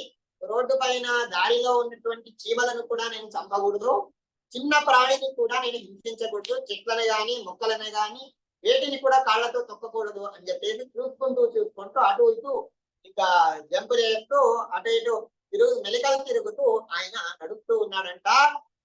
నడుస్తూ ఉన్నప్పుడు అక్కడ ప్రభు చెబుతూ ఉన్నాడు, రాజు ఏంట్రా మతిపోయిందా, అలాగే నడుస్తున్నావు, అటు ఇటు తిరుగుతున్నావేంటి, సరిగా నడవడానికి రాదా అన్నప్పుడు అక్కడ ఏం మాట్లాడట్లేదు జడభరతుడు అని అందుకే అన్నాడు. కాబట్టి ఆయన రాజు అంటున్నాడు, నువ్వు చూస్తే చాలా విషంగా కనిపిస్తుంది అంటే డబల్ మీనింగ్ మాట్లాడుతున్నాడు ఇక్కడ. అంటే రాజు చెప్తున్నాడు ఇక్కడ వీడు జడభరతుడు లావుగానే ఉన్నాడు, చాలా సన్నగా ఉన్నావురా నువ్వు, అందుకే మోసుకోవడానికి చాలా ఇబ్బంది అవుతుందేమో, కాబట్టి నువ్వు నడవలేకపోతున్నావు పాపం చెప్పేసి రాజు ఈ విధంగా అక్కడ చెబుతూ ఉన్నప్పుడు వీడు ఏమీ మాట్లాడట్లేదు. మళ్ళీ అలాగే ముందుకు వెళుతున్నాడు. ఈసారి విపరీతంగా గెంతుతుంది. చూడండి, కొన్నిసార్లు అవధూతులు అని ఉంటారు కదా, అవధూతులకి ఏమవుతుంది అంటే ఏమవుతుందో ఏమో తెలియదు, ఒకేసారి భగవంతుడి యొక్క నామస్మరణ వస్తాయి, భగవంతుడి మహిమలను వాళ్ళు గుర్తు చేసుకుంటే ఒకటేసారి గెంతడము, తర్వాత వాళ్ళు నాట్యము చేయడం అవన్నీ కూడా చేస్తూ ఉంటారు. పురంధరదాసుల వారు భగవంతుడి నామస్మరణ వాళ్ళకు భగవంతుడి జ్ఞాపకం వచ్చిందంటే ఆయన నాట్యం చేసేవారు, హరివాణ సేవ చేసేవారు. కాబట్టి ఆ విధంగా వచ్చినటువంటి నోట్లో నుంచి వచ్చినటువంటి మాటలే పాటలుగా అయిపోయాయి. కాబట్టి మనలాగా పుస్తకం పెన్ను తీసుకొని 10 సార్లు పేపర్లు చింపి ఇంకా 10 సార్లు నిద్రపోయి 10 సార్లు లేచి తర్వాత ఏదో ఒక అక్షరం కాపీ కొట్టడం కాదు. అటువంటి రచించినటువంటి మహానుభావులు కాదు. భగవంతుణ్ణి ధ్యానం చేస్తూ ఆ భగవంతుణ్ణి అనుభవిస్తూ చెప్పినటువంటి నోట్లో నుంచి వచ్చినటువంటి ఏవైతే శబ్దములు ఉంటాయో అవే పురంధరదాసు కీర్తనలు అని చెప్పి అవి పురంధరదాస్ అయినా ఏ దాస్ అయినా కూడా అలాగే ఉంటాయి. ఆ విధంగా ఉన్నటువంటి ఆ ఉపనిషత్తు అని చెప్పేసి అంటున్నారు, పురంధర ఉపనిషత్తు అని చెప్పేసి దీనికి పేరు రావాలి అని చెప్పేసి సాక్షాత్తుగా వ్యాసరాజుల వారే అక్కడ సర్టిఫై చేయడం జరిగింది. కాబట్టి మహానుభావులకు ఏమవుతుంది అంటే ఎప్పుడు భగవంతుడి స్మరణ వస్తుందో తెలియదు. ఆ విధంగా స్మరణ వచ్చినప్పుడు వాళ్ళు ఎవరిని కూడా పరిస్థితులను మర్చిపోయి వాళ్ళు గెలుస్తూ ఉంటారు, నాట్యం చేస్తూ ఉంటారు. ఈ విధంగా జడభక్తుడు పైన కింద చేస్తూ ఉన్నప్పుడు అక్కడ రఘుగణరాజు చెబుతున్నాడంట, ఏంట్రా ఎలాగుంది, మనిషివా నువ్వు శవానివా, ఇలా ఇంత చెప్తున్నా కూడా వినిపించుకోవట్లేదే అని చెప్పేసి ఈ విధంగా ఆయన తిడుతూ ఉన్నాడంట. తిడుతూ ఉన్నప్పుడు అక్కడ ఉపదేశం ప్రారంభించాడు. చూడండి, జడభరతుడు అక్కడ చెబుతూ ఉన్నాడు, నువ్వు ఎవరికి తిడుతూ ఉన్నావు, శరీరంలో ఉన్నటువంటి జీవుడికి తిడుతున్నావా అంటే శరీరము వేరు జీవుడు వేరు. వాసాంతి జీర్ణాన్ని యథావిహాయ, కృష్ణుడు అర్జునుడికి ఇదే మాట చెప్తాడు. వీళ్ళందరూ చచ్చిపోతున్నారు కదా, నా గురువు గారైనటువంటి ద్రోణాచార్యుడు, పితామహుడైనటువంటి భీష్మాచార్యుడు, నా అన్నదమ్ములైనటువంటి దుర్యోధనాదులు, వాళ్ళందరినీ కూడా నేను చంపాలా, వాళ్ళందరినీ కూడా చంపి ఏం లాభము, మన వాళ్ళందరూ పోయిన తర్వాత ఇంకా రాజ్యం గెలిస్తే ఏం లాభం. రాజు ఇంకొక రాజ్యానికి యుద్ధానికి వెళ్ళాడండి. వెళ్ళినప్పుడు ఏమైంది అంటే వాళ్ళందరినీ కూడా చంపాడు. అటువైపు వాళ్ళు చచ్చిపోయారు, ఇటువైపు ఉన్న వాళ్ళు మంత్రులు సైనికులు అందరూ చచ్చిపోయారు. వాడు సాధించాడు, విక్టరీ అయిపోయాడు. అయినా కూడా వెనకాల తిరిగి చూసుకుంటే ఒక్కడే మిగిలాడు. ఆ విధంగా అందరినీ చంపిన తర్వాత నేనొక్కడిని మిగిలితే ఏమవుతుంది? మేము 5 మిగులుతామండి, మిగిలితే ఏం సంతోషం అని చెప్పేసి ఈ విధంగా అర్జునుడు అడిగినప్పుడు కృష్ణుడు చెప్తూ ఉన్నాడు, వాళ్ళెవ్వరిని కూడా నువ్వు చంపవు. చంపడం అంటే ఏంటి అంటే జీవులు ఎప్పుడు కూడా చావరు. జీవులు అనాది కాలం నుండి ఎంతకాలం దాకా ఉంటారు. అక్కడ ఉన్నటువంటి శరీరాన్ని మాత్రమే నువ్వు శరీరాన్ని జీవుడిని వేరే చేస్తున్నావు అంతే. ప్రతి శరీరము జీవుడు వేరు అనేటటువంటి ఏదైతే మనకు తత్వము భగవద్గీతలో చెప్పబడిందో దాన్ని ఇక్కడ జడభర్తుడు చెప్తున్నాడు. ప్రభుగణ రాజా, నువ్వు తిడుతున్నావు కదా, లావుగా ఉన్నావు అని అంటున్నావు, లేదా శవమా లేదా శరీరమా అని చెప్పేసి ఈ విధంగా చచ్చావా బతికావా అని చెప్పేసి అడుగుతున్నావు కదా, ఎవరికి అడుగుతున్నావు? శరీరానికి తిడుతున్నావా, జీవుడికి తిడుతున్నావా? శరీరానికి తిడుతున్నావు అంటే తిట్టుకో, శరీరం పైన నాకు అభిమానమే లేదు. ఇవాళ ఉంటుంది, రేపు పోతుంది. నీటి పైన ఉన్నటువంటి బుడగ అది చూస్తూ చూస్తూ ఉండగానే అది ధ్వంసమైపోతుంది. ఎలాగో అదే విధంగానే శరీరం బానే ఉన్నాడు అనగానే వాడు భస్మమైపోతాడు. ఆ విధంగా శరీరం ఇవాళ ఉంటుంది, రేపు పోతుంది. తిడితే తిట్టుకో. జీవుడికి తిడుతున్నాను అంటే జీవుడిని కనిపించలేదు కదా, జీవుని ఎలా తిడతావు అని చెప్పేసి ఈ విధంగా ఆ రాజును ఇక్కడ కన్ఫ్యూజ్ చేస్తూ రాజుకేమీ రాదు అని చెప్పేసి ఆ విధంగా రాజుని బక్రా చేయడం అంటారు కదా, ఆ విధంగా చేసిన తర్వాత రాజు అక్కడ సాష్టాంగ నమస్కారం చేసి, మహానుభావులారా, ఎవరు మీరు? ఇటువంటి అద్భుతమైనటువంటి తత్వాన్ని ఉపదేశం చేస్తున్నారు, నేను తత్వోపదేశం చేసుకోవాలి అని చెప్పేసి కపిలాశ్రమానికి వెళ్తున్నాను. కపిలాశ్రమానికి అసలు వెళ్ళను, ఇక్కడే కూర్చున్నా, మీరే తత్వోపదేశం చేయండి అని చెప్పేసి భరత చక్రవర్తితో అంటే జడభరతుడితో ఇక్కడ తత్వోపదేశం చేసుకోవడం జరిగింది అని చెప్పేసి ఈ విధంగా చెప్తున్నారు. అంటే ఆ జడభర్తుడు అవధూతుడిగా ఉండి భగవంతుడి నామస్మరణ చేస్తూ భగవంతుడి ధ్యానం చేస్తూ చివరకు ఆయన మోక్షాన్ని పొందాడు అని చెప్పేసి ఈ విధంగా చెప్తున్నారు. అంటే అక్కడ జింక పోషణలో ఉండి అక్కడ ఆయన తన సమయాన్ని వ్యర్థం చేసుకున్నా కూడా మళ్ళీ దాన్ని కరెక్ట్ ట్రాక్ లో తీసుకొచ్చి ఆయన మళ్ళీ మోక్షాన్ని పొందడం జరిగింది అని చెప్పేసి ఈ విధంగా చెప్తున్నారు. ఈ విధంగా భరత చక్రవర్తి యొక్క చరిత్రను మనకు చెబుతూ పంచమ స్కందంలో ఇంకా తర్వాత ఇంకా మనకు ఇక్కడ నరకాలను వర్ణిస్తున్నారు. తర్వాత మనకు ఈ భూగోళము ఖగోళము వాటన్నిటినీ కూడా ఇక్కడ మనకు వర్ణిస్తూ ఉన్నారు.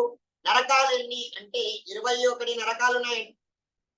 ఆ తామిశ్రము, అంధతామిశ్రము, రౌరవము, మహా రౌరవము, కుంభీపాకము, కాలసూత్రము, అతిపత్ర వనము, సూకరముఖము, అంధకూపము, భోజనము, సందంశము, తప్తభూమి, వజ్రకంటక, శాల్మలి, వైతరణి, పూయోద, ప్రాణరోధ, విషపన, లాలాభక్ష్య, కారమేయాదన, పిచిపూర మరియు రేతపాన అనేటటువంటి ఈ విధంగా 21 నరకాలు ఉన్నాయి.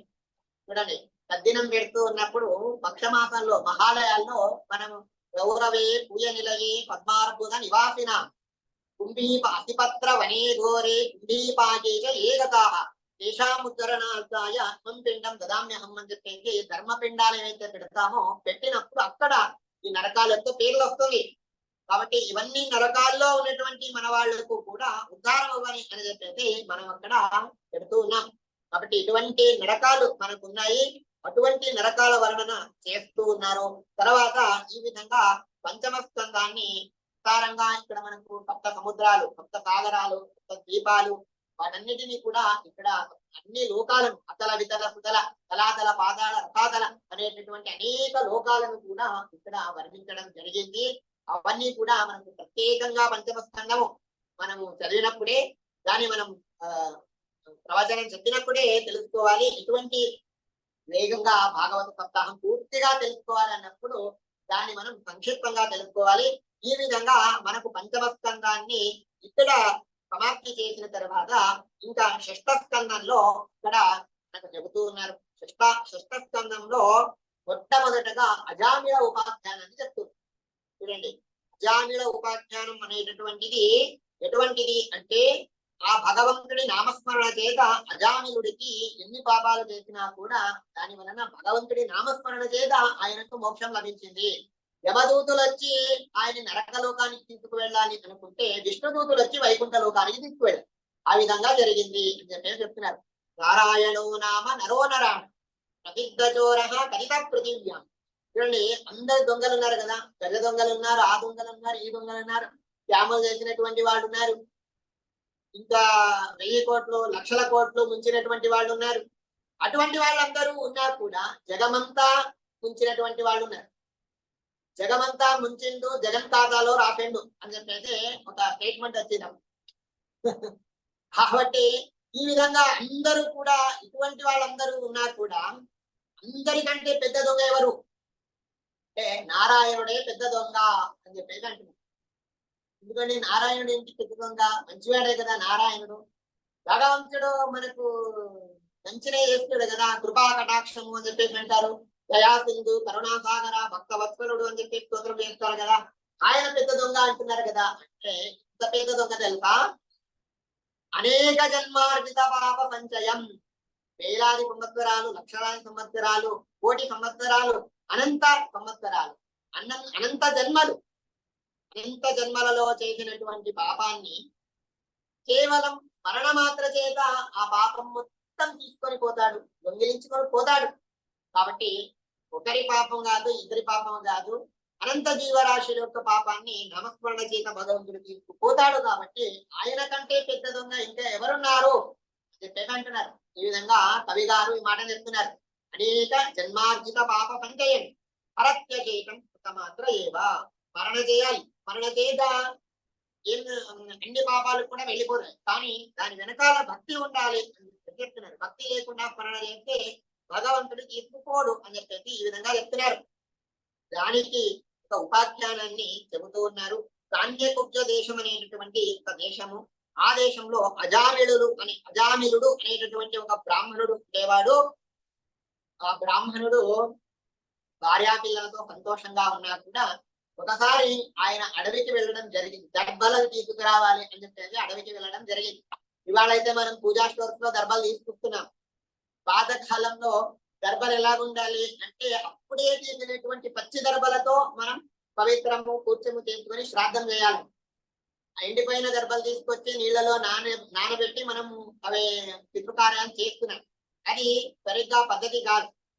మనం మలకేడకు వెళితే అక్కడ నదీ తీరంలోనే దర్భలు మలుస్తాయి. అప్పుడు అక్కడే తీసుకొని ఇంకా అక్కడ పవిత్రం చేయడానికి, కూర్చము అన్ని చేయడానికి అక్కడ వస్తాయి.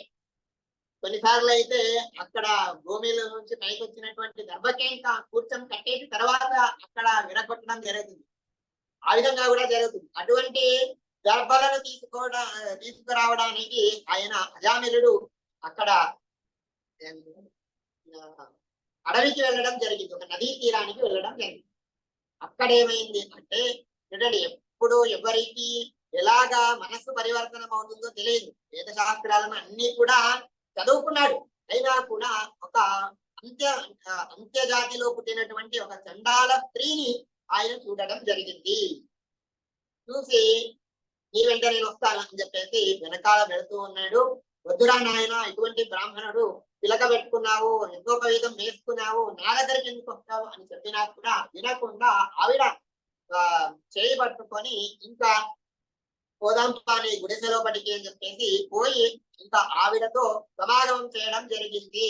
అక్కడ రాసక్రీడను అతిక్రీడను చేయడం జరిగింది. ఈ విధంగా చేయడం వలన ఇంకా బ్రాహ్మణుడు బ్రాహ్మణత్వాన్ని పోగొట్టుకున్నాడు.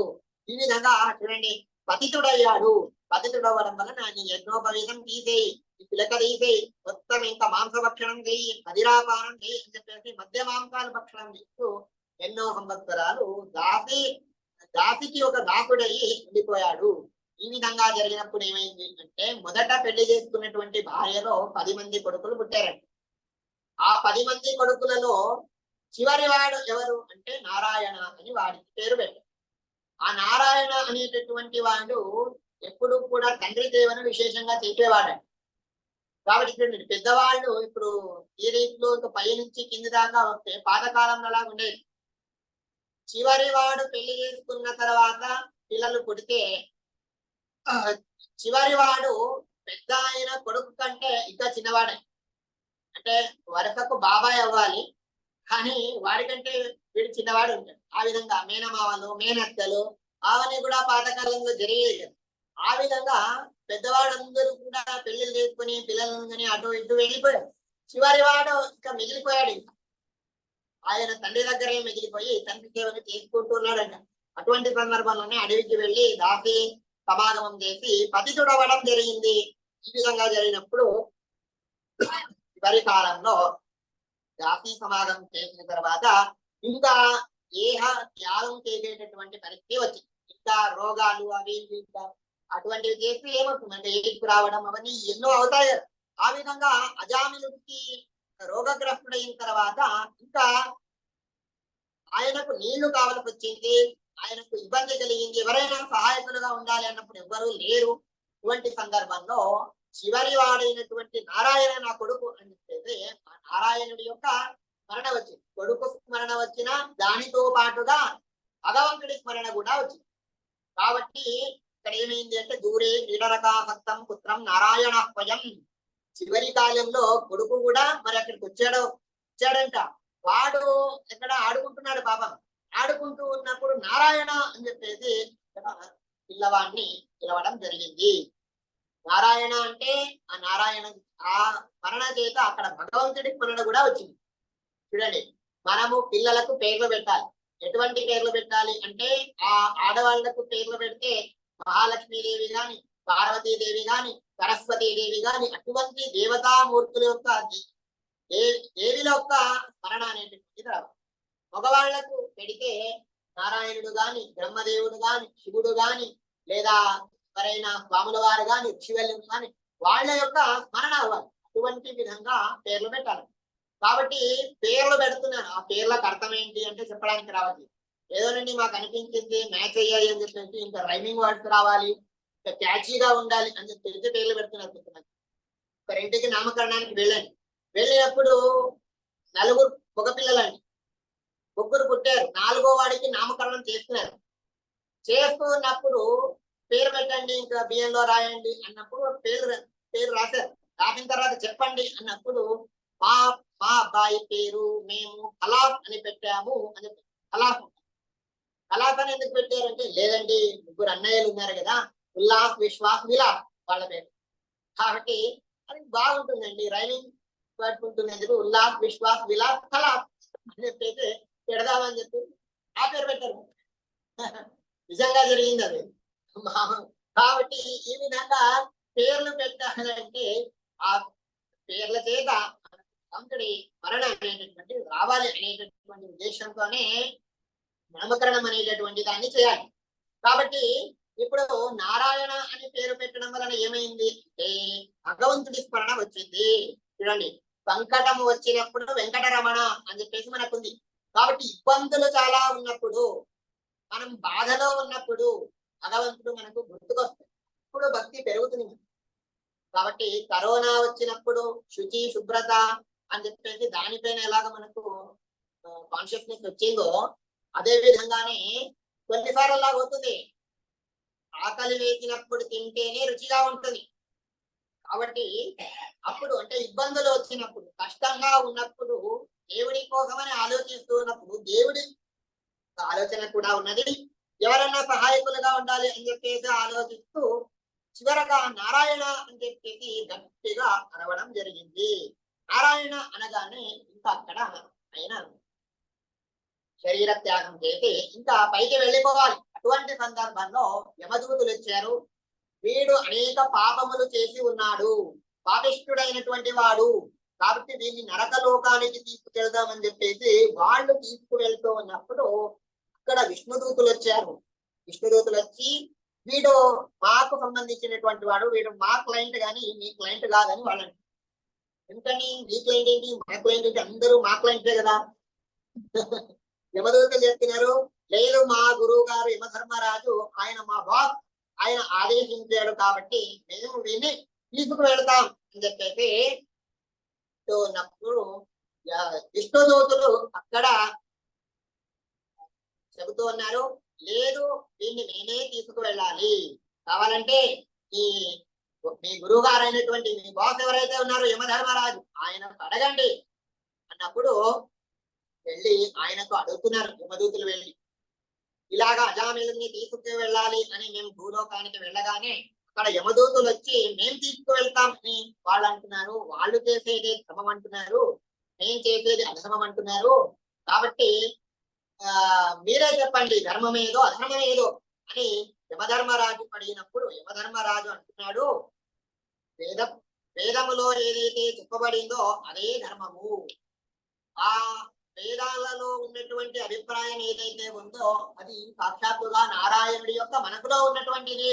భగవంతుడి మనసులో ఉన్నటువంటి అభిప్రాయాన్ని వేదం అనేటటువంటిది చెబుతుంది.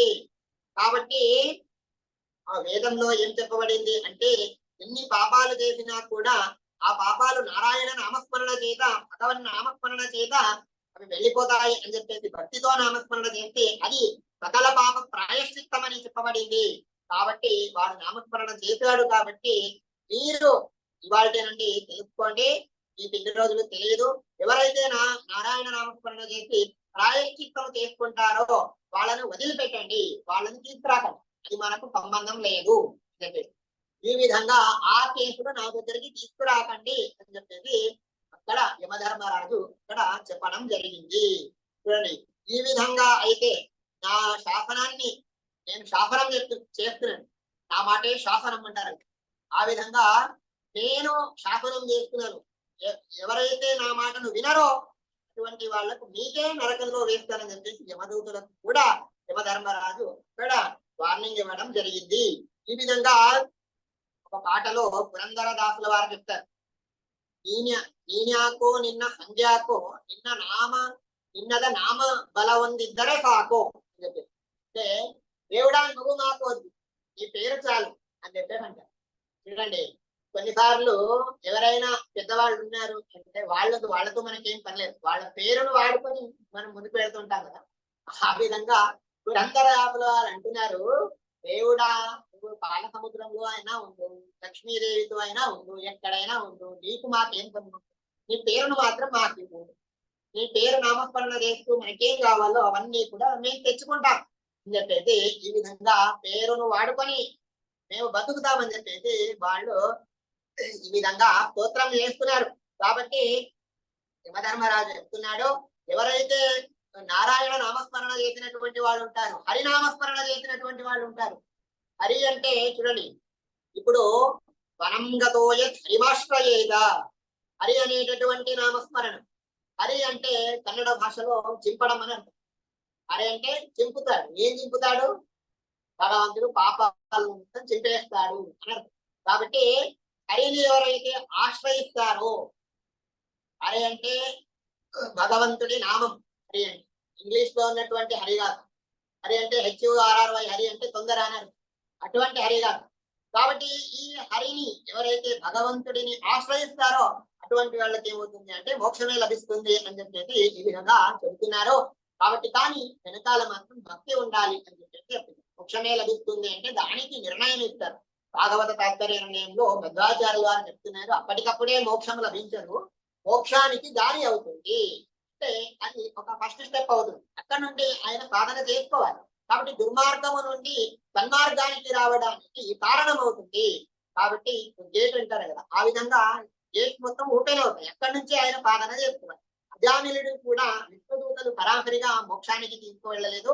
అక్కడ నుండి నువ్వు తపస్సు చేసుకో అని చెప్పేసి ఆయనకు ఆదేశించడం జరిగింది. ఆయన అక్కడ బుద్ధి పరివర్తనము అయిన తర్వాత ఆయన యోగాభ్యాసము చేసుకొని పరమ వైరాగ్యంతో ఆయన పూర్తిగా ఈ గంగా నది తీరానికి వెళ్ళి అక్కడ భౌతిక దేహాన్ని త్యాగము చేసి తర్వాత సాధన అయిపోయిన తర్వాత మోక్షానికి వెళ్ళడం జరిగింది అని చెప్పేసి ఈ విధంగా అజామిళ ఉపాఖ్యానాన్ని మనకు చెబుతున్నారు. ఈ విధంగా అజామిళ ఉపాఖ్యానాన్ని తెలుసుకున్న తర్వాత ఇప్పుడు ఏమవుతుంది అంటే ఇంకొక ఉపాఖ్యానాన్ని మనకు చెప్తున్నారు. అంటే అహంకారము వలన మనిషి ఆయన పతితుడు ఎలా అవుతాడు అనేటటువంటి ఒక ఉపాఖ్యానాన్ని మనకు చెబుతూ ఉన్నారు. చూడండి, గురువు గారిని ధిక్కరిస్తే ఎటువంటి అనర్థాలు అవుతాయి అని చెప్పేసి మనకు చెప్తున్నారు. ఒకసారి ఏమైంది అంటే బృహస్పత్యాచారుల వారిని ఆ ఇంద్రదేవుడు, ఆయన దేవేంద్రుడు ఆయన అవమానించడం వలన బృహస్పత్యాచారుల వారు నీకు గురువుగా ఉండను పో అని చెప్పేసి ఆయన బహిష్కరించారు. ఎవ్వరికీ కూడా నేను గురువు కాదు, నేను వెళ్ళిపోతానని చెప్పి ఆయన గురువుగా ఉండట్లేదు. కాబట్టి ఏదైనా సందేహాలు, ధర్మ సందేహాలు వచ్చినా కూడా మార్గదర్శనం చేసేటటువంటి వాళ్ళు ఎవ్వరు కూడా లేరు. పౌరోహిత్యం చేసేటటువంటి వాళ్ళు ఎవ్వరు కూడా లేరు. కాబట్టి బృహస్పత్యాచార్యులు లేకపోతే ఏమైంది?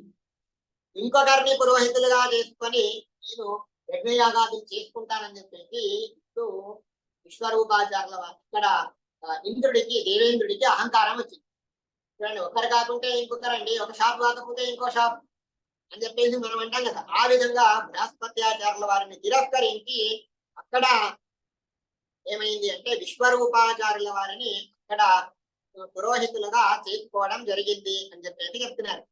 ఎందుకంటే బృహస్పత్యాచార్యుల వారికి ఇంద్రుడికి గొడవ ఏంటి అండి అసలు అంటే, ఒకసారి బృహస్పత్యాచార్యుల వారు సభలోపటికి వచ్చారంట. వచ్చినప్పుడు ఇంద్రుడు వేరే పనిలో ఉంటే అక్కడ గురువును చూసినా కూడా గురువుకి నమస్కరించకపోవడం అంత పెద్ద తప్ప అంటే నిజంగా తప్పే. పెద్దవాళ్ళు వచ్చినప్పుడు మనం ఏ పనిలో ఉన్నా కూడా వాళ్ళని స్వాగతించకుండా ఉంటే, వాళ్ళకు నమస్కరించకుండా ఉంటే అది ఒక పెద్ద తప్పు అని చెప్పేసి అంటున్నారు. కాబట్టి నమస్కరించకుండా ఉండడం చిన్నవాళ్ళ తప్పు, నమస్కరించినప్పుడు ఆశీర్వదించకుండా ఉంటే పెద్దవాళ్ళ తప్పు అని రెండో చెప్తున్నారు. అంటే ఎవరైనా వచ్చి మనకు నమస్కరిస్తే వాళ్ళను మనం చూడకుండా, వాళ్ళను గుర్తించకుండా, రికగ్నైజ్ చేయకుండా ఉంటే అది పెద్దవాళ్ళ తప్పని. కాబట్టి ఈ విధంగా ఇంద్రుడు, దేవేంద్రుడు గురువుల వారికి నమస్కరించకపోయినందువలన ఐశ్వర్య భ్రష్టుడవు అని చెప్పేసి ఈ విధంగా అక్కడ శాపం ఇవ్వడం జరిగింది. ఐశ్వర్య భ్రష్టుడైనటువంటి ఇంద్రుడు పురోహితులు ఎవరు దొరుకుతారో యజ్ఞం చేయడానికి అని చెప్పేసి ఆయన ఆలోచిస్తూ ఉంటే విశ్వరూపాచార్యులు దొరికారు. కానీ ఆయన ఒప్పుకోలేదు. సో ఆయన అసలు చేయనని చెప్పేసి ఈ విధంగా చెప్తున్నాడు. ఎందుకంటే పౌరోహిత్యం అనేటటువంటిది ఏదైతే ఉందో అది పాపాలను మూటగట్టుకునేటటువంటి పని అది. ఎందుకంటే ఏదైనా హోమం చేపించి లేదా కార్యక్రమం చేపించి అక్కడ ధనము ఆ యజమానుడితో ధనం తీసుకుంటే ఏమవుతుంది, ధనంతో పాటుగా పాపాలు కూడా వచ్చేస్తాయి.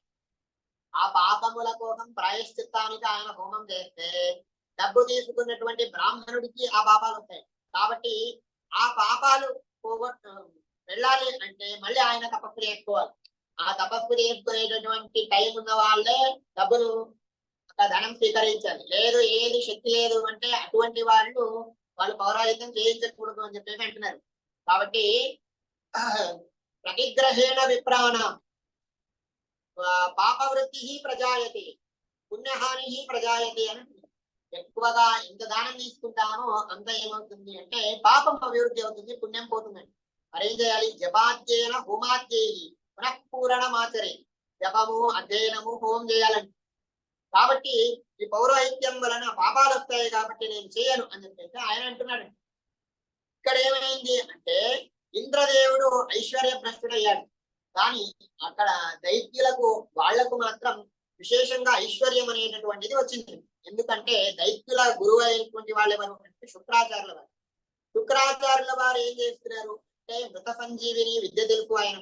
కాబట్టి యజ్ఞయాగాలు దైత్యుల చేత చేయించి వాళ్లకు మితిమీరినటువంటి ఐశ్వర్యం ఇస్తున్నారు.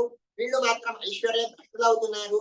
కాబట్టి విశ్వరూపాచార్యులు కడిగితే ఆయన చెప్తున్నారు పురీషస్థిత రోషస్య హింసాయా తస్కరస్థిత ఆద్యాక్షరాన్ని సంగృహ్య పురోహిత తదోచ్యతే అని అంటున్నారు. వేదాశ్చక్రే పురోహితం అని చెప్పేది. పురీషము అంటే అది ఏమైనటువంటి అది మలము. రోషము అంటే కోపం. పురీషస్థిత రోష. హింస అంటే కొట్టడం, తిట్టడం అవన్నీ. తస్కరము అంటే దొంగిలించడం. ఇవన్నీ కూడా పు, రో, ఈత 4 పదాల్లో ఉన్నటువంటి మొట్టమొదటి అక్షరం తీసుకొని పురోహితుడిగా మార్చారు. కాబట్టి ఈ విధంగా నేను ఆ పౌరోహితం చేయాలని చెప్పి వాళ్ళు అన్నారండి. ఈ విధంగా చెప్తున్నారు చూడండి. కాబట్టి ఆ పౌరోహితం చేయడం వలన ఏమవుతుంది అంటే రావణస్య జరాసంధో కీచకష్ట యమస్తత ఆద్యాక్షరాన్ని సంగ్రహించే రాజకీయేది కత్తెత్తి. ఇంకోటి కూడా ఉంది. రాజకీయం అంటే ఏంటి అంటే రా అంటే రావణుడు అంట, జ అంటే జరాసంధుడు అంట, కీ అంటే కీచకుడు అంట, య అంటే యముడు అంట. కాబట్టి రావణుడు, జరాసంధుడు, కీచకుడు, యముడు వాళ్ళలో ఉన్నటువంటి మొదటి అక్షరాలను తీసుకొని రాజకీయ అనేటటువంటి పేరు వచ్చింది అని చెప్పేసి మనకు మహాభారతం చెప్తుంది. కాబట్టి ఈ పదాల్లో మనకు అంతరార్థం అనేటటువంటిది అలా ఉంటుంది. కాబట్టి ఇక్కడ ఏమైంది అంటే పురోహిత అంటే ఈ విధంగా అర్థం ఉంది కాబట్టి ఆ పౌరోహిత్యం నేను చేయించలేను బాబోయ్ అని చెప్పేసి విశ్వరూపాచార్యులు వెళ్ళిపోతూ ఉంటే ఆ విశ్వరూపాచార్యుల వారిని చాలా అక్కడ ప్రార్థన చేయడం వలన ఎలాగోలాగా వస్తున్నారు. స్వార్థం కూడా ఉంది ఆయన. ఏం స్వార్థం అనేది తర్వాత తెలుస్తుంది మనకి. కాబట్టి త్వష్టు అనేటటువంటి దేవత, ఆ దేవతా పుత్రుడైనటువంటి విశ్వరూపాచార్యుల వారిని పురోహితులుగా చేసుకొని అక్కడ ఏమవుతుంది అంటే యజ్ఞయాగాలు చేయడం జరుగుతుంది. యజ్ఞయాగాలు జరగడం వలన అక్కడ విశ్వరూపాచార్యులు యజ్ఞం చేస్తూ ఉన్నారు.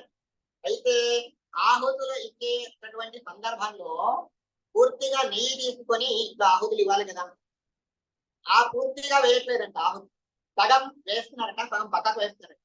ఎందుకంటే చూడండి, ఆ సగం ఏదైతే వేస్తారో అది దేవత, ఇంకొక సగం ఎవరికి అంటే దైత్యులకు ఇస్తున్నారంట. ఈ విధంగా వాళ్ళు స్కామ్ చేస్తున్నారు.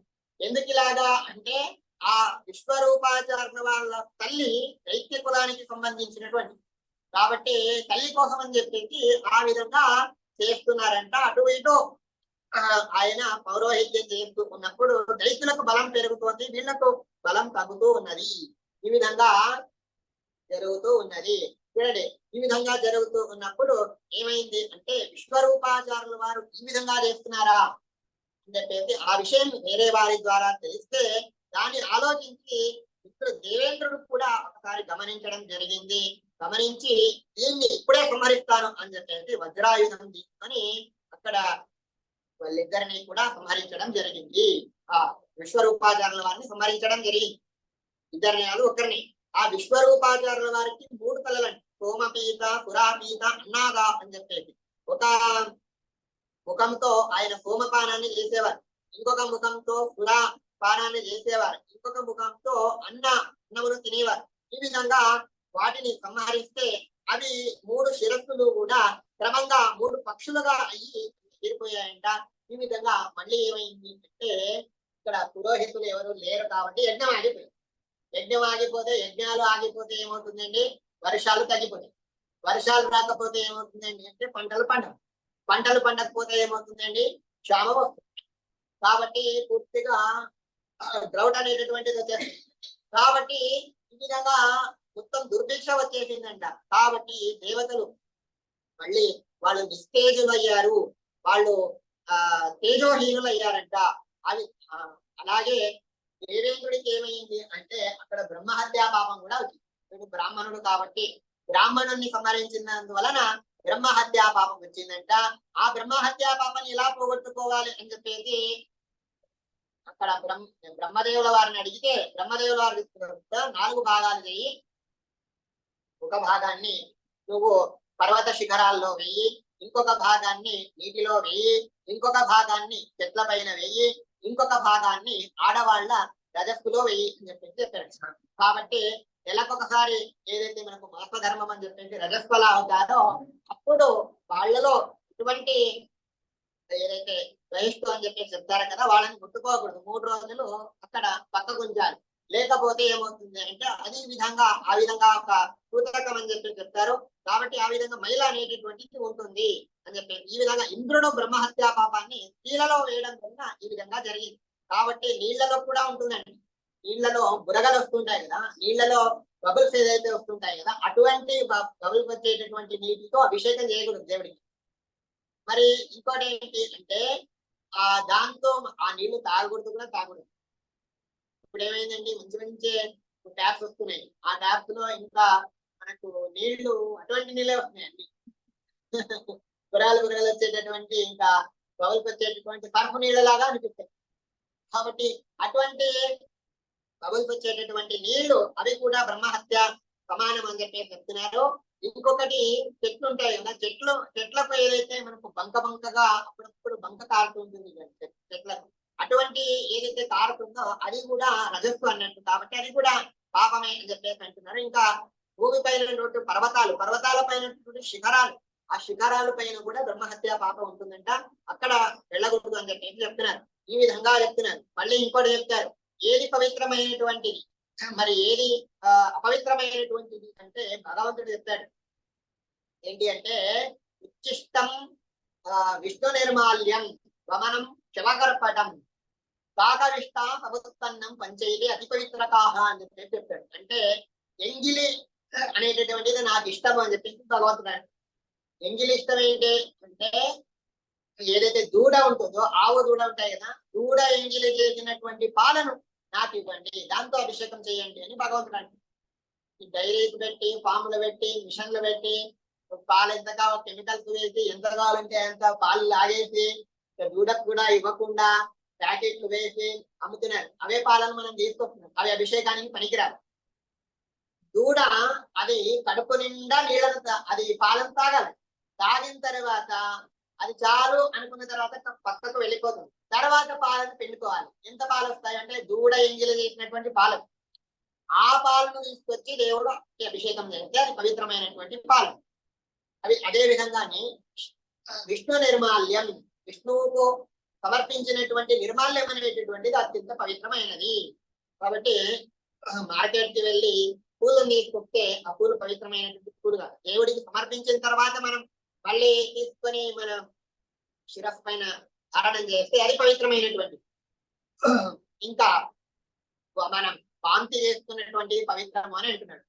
వాంతి చేసుకున్నది ఏంటి పవిత్రము అంటే, ఈ తేనెటీగలు ఉంటాయి కదా, తేనెటీగలు వాంతి చేసుకున్నటువంటి ఏదైతే మధు ఉంటుందో తేనె, అది పవిత్రమైనటువంటిది. అది నాకు దాంతో అభిషేకం చేయండి, నైవేద్యం చేయండి అని భగవంతుడు అంటున్నాడు. ఇంకా శవకర్పటం, శవం పైన వేసినటువంటి ఏదైతే మనకు చర్మం, శవచర్మం నాకు కావాలి అని అంటున్నాడు. శవచర్మం ఏంటి అంటే పట్టు వస్త్రాలు. ఈ పట్టు వస్త్రాలు ఉంటాయి కదా, ఆ పురుగులను చంపిన తర్వాతే ఆ ఏదైతే సిల్క్ పురుగులు అని అంటారు, పట్టు పురుగులు అని అంటారు. ఆ పట్టు పురుగులను మనం వేడి నీళ్ళలో వేస్తే చచ్చిపోతాయి. చచ్చిపోయిన తర్వాత అవేదైతే మనకు ఆ దారం తీసుకుని మనకు పట్టు వస్త్రాలు, ఆ పట్టు వస్త్రాల భగవంతుడికి ఇష్టం అంట. కాబట్టి శవకర్పటం అంటే శవం పైన ఉన్నటువంటి చర్మం, అది నాకు ఇష్టము అని అంటారు.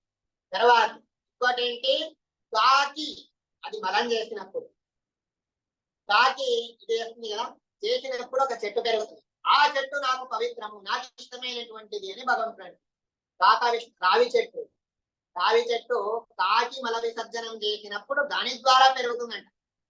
బీజం వేస్తే కూడా పెరుగుతుంది. ఇప్పుడు చూడండి, పాత బిల్డింగ్లు ఉన్నాయంటే బిల్డింగ్ల పైన లేదా గోడ పైన పెరుగుతుంది. ఎవరండి గోడ పైన తీసుకొని విత్తనం వేశారు ఎవరన్నా? వేసినా అక్కడ నిలబడుతుంది అది? మరి ఇలా పెరుగుతుంది అంటే, కాకి అది మల విసర్జనం చేస్తే అది ఇక్కడ గోడ పైన నిలబడి అది ఉచ్చ చేసినప్పుడు లేదా మల విసర్జనం చేసినప్పుడు దాని ద్వారా పెరుగుతుంది ఆ చెట్టు, రాగి చెట్టు. కాబట్టి ఆ రాగి చెట్టుకు పూజలు చేయాలి, రాగి చెట్టును పవిత్రంగా భావించాలి. అది లేకపోతే ఉపనయనం అవ్వదు. అది పట్టుకొని ఇంకా వీడు భిక్షాటన చేయాలి, ఉపనయనం, అదంతా సంస్కారం కూడా దాని వలన వస్తుంది. కాబట్టి అవి కూడా పవిత్రం అని చెప్పి అంటున్నారు. ఈ విధంగా పవిత్రము అనేటటువంటి ఇవన్నీ కూడా ఉన్నాయి అని చెప్పేసి చెబుతున్నారు. కాబట్టి స్త్రీలకు ఉన్నటువంటి రజస్సు ఏదైతే ఉంటుందో అది పవిత్రమైనటువంటిది. కాబట్టి 3 రోజులు వాళ్ళను దూరంగా ఉండాలి అని చెప్పేసి చెప్తున్నారు. అది అనేక కారణాలు కూడా ఉన్నాయి. రెస్ట్ దొరకాలి కదా, అక్కడ ఏం లేదు, ఇంకా పూర్తిగా 365 డేస్ పని అవ్వకూడదు. కాబట్టి వాళ్ళ యొక్క శరీర తత్వం వేరే, పురుషుల యొక్క శరీర తత్వం వేరే. కాబట్టి ఒక విధంగా వాళ్లకు రెస్ట్ ఇవ్వాలి అనేటటువంటి ఉద్దేశంతో కూడా ఉంటుంది. కాబట్టి ఈ విధంగా మామూలుగా చెప్తే ఎవరు కూడా వినరు అని చెప్పేసి, పాపము అదే ఇది అని చెప్పేసి, బ్రహ్మహత్యా దోషం అని చెప్పేసి దాన్ని పెట్టి స్త్రీలకు అనుకూలంగానే దాన్ని చేయడం జరిగింది అని చెప్పేసి ఈ విధంగా అంటున్నారు.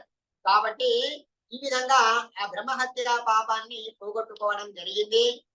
ఈ విధంగా పోగొట్టుకోవడం వలన అక్కడ ఉన్నటువంటి త్వష్ట్రు అనేటటువంటి దేవత, త్వష్ట అనేటటువంటి వాడు ఎవరున్నారో ఆయన కొడుకు విశ్వరూపాచార్యుని ఇంద్రుడు సంహరించడం వలన ఇంద్రుడికి బ్రహ్మహత్యా పాపం వచ్చింది. నాకు ఇంద్రుడు నా కొడుకుని చంపుతాడా, ఇంద్రుణ్ణి చంపేటటువంటి కొడుకు నాకు పుట్టాలి అనేటటువంటి ఉద్దేశంతో ఆయన కూడా ఒక యాగం చేశాడంట. త్వష్ట అనేటటువంటి ప్రజాపతి కానీ కంగారులో ఏం చేశాడు అంటే తొందరగా యాగం చేయాలి అని చెప్పేసి అక్కడ మంత్రం తప్పు చెప్పాడు. చూడండి, మంత్రం తప్పు చెప్పి ఇక్కడ ఇంద్రుణ్ణి చంపేటటువంటి కొడుకు పుట్టాలి అని ఆయన అక్కడ ఆ ఉద్దేశంతో అక్కడ ఆ అర్థంతో ఆ మంత్రం ఉచ్చరించారు. కానీ ఆయన ఎలా అనుకున్నాడు అంటే తొందరలో ఇంద్రుడిచే చంపబడేటటువంటి కొడుకు పుట్టాలి అని అనుకొని ఆయన హోమం చేశాడు. కాబట్టి మంత్రోహీన స్వరతో వర్ణతో ఆ మంత్రాన్ని తప్పుగా ఉచ్చరిస్తే అది అదే ఫలాన్ని ఇస్తుంది. కాబట్టి తెలిసి చేసినా తెలియకుండా చేసినా కూడా యాంటీబయాటిక్ వేసుకున్నామంటే మనకు ఆ పని చేసేస్తుంది. మనం అది అసలు మన మాట వినలేదు. అదే విధంగానే అగ్నిలో మనం చేతి పెడితే తెలిసి పెట్టినా తెలియకపోయినా కూడా అది మనల్ని కాలుస్తుంది. అదే విధంగానే ఇప్పుడు మంత్రము అది ఉచ్చరించామంటే దాని పని అది చేస్తుంది. కాబట్టి ఇక్కడ మంత్రాన్ని ఉచ్చరించడం వలన తప్పు మంత్రాన్ని ఉచ్చరించాడు. తప్పు అంటే అక్కడ అక్షరాలు వ్యత్యాసం చేశాడు. చూడండి సార్ ఏమైంది అంటే రామకృష్ణ అని ఇద్దరు ఉన్నారంట. ఇద్దరు కలీగ్స్ వాళ్ళు ఒకే ఆఫీస్ లో పని చేస్తున్నారు. అక్కడ ఏమైంది రామ వచ్చాడు, కృష్ణ రాలేదు. అక్కడ ఏమైంది అంటే కృష్ణ లేట్ గా వస్తాడని చెప్పాలి. వాడు ఎలా ఉచ్చరించాడు పదం అంటే లేట్ కృష్ణ అన్నాడు. లేట్ కృష్ణ అన్నాడు. కృష్ణ లేట్ అనేది బదులు లేట్ కృష్ణ అన్నాడు. లేట్ కృష్ణ అన్న వాడు పోయాడు అని అర్థమైంది. ఈ విధంగా ఎందుకు చెప్తున్నానంటే మనము పదాలను వాడేటటువంటి సందర్భంలో వెనక ముందు చేస్తే అర్థం కూడా వ్యత్యాసం అవుతుంది. అదే విధంగానే వీడు విశ్వరూపాచార్యుల వారి తండ్రి ఫస్ట్ ఆయన పదాన్ని తప్పుగా ఉచ్చరించడం వలన అక్కడ అటువంటి ఫలమే దొరికిందంట. అంటే ఇంద్రుణ్ణి చంపేటటువంటి కొడుకు కాదు, ఇంద్రుడిచే చంపబడేటటువంటి కొడుకు పుట్టాడంట. వాడే ఎవరు అంటే వృత్రాసురుడు. ఆ వృత్రాసురుడికి మరియు ఇంద్రుడికి ఘనఘోరమైనటువంటి యుద్ధం జరిగింది. ఆ యుద్ధంలో వృత్రాసురుడు ఆయన తన పరాక్రమాన్ని సూచిస్తూ ఉన్నప్పుడు ఇంద్రుడికి ఏం చేయాలి అనేటటువంటి విషయం అర్థం కాలేదు. బ్రహ్మదేవుడికి వెళ్ళి అడిగితే చూడు నాయన వాడికి ఒక వరం ఉంది. ఏం వరం అంటే పచ్చి పదార్థాలతో నేను చావకూడదు, తర్వాత ఈ ఎండిపోయినటువంటి పదార్థాలతో కూడా నేను చావు. పచ్చి పదార్థము కాదు, ఎండిపోయినటువంటి పదార్థం కాదు, ఉన్నవి రెండే ఉంటాయండి. డ్రై కాదు, వెట్ కాదు. అటువంటి పదార్థం ఏదైనా రెండో కాకుండా ఏదైనా పదార్థం ఉంటే దాంతో నేను చచ్చినా పర్వాలేదు అని వాడు అనుకున్నాడు. ఆ విధంగా ఆయనకు వరం ఉందండి. మరి ఏం చేయాలి అని ఆలోచిస్తే అక్కడ దేవుల వారు చెప్తున్నారు, చూడు దధీచి అనేటటువంటి ఒక మహర్షి ఉన్నారు.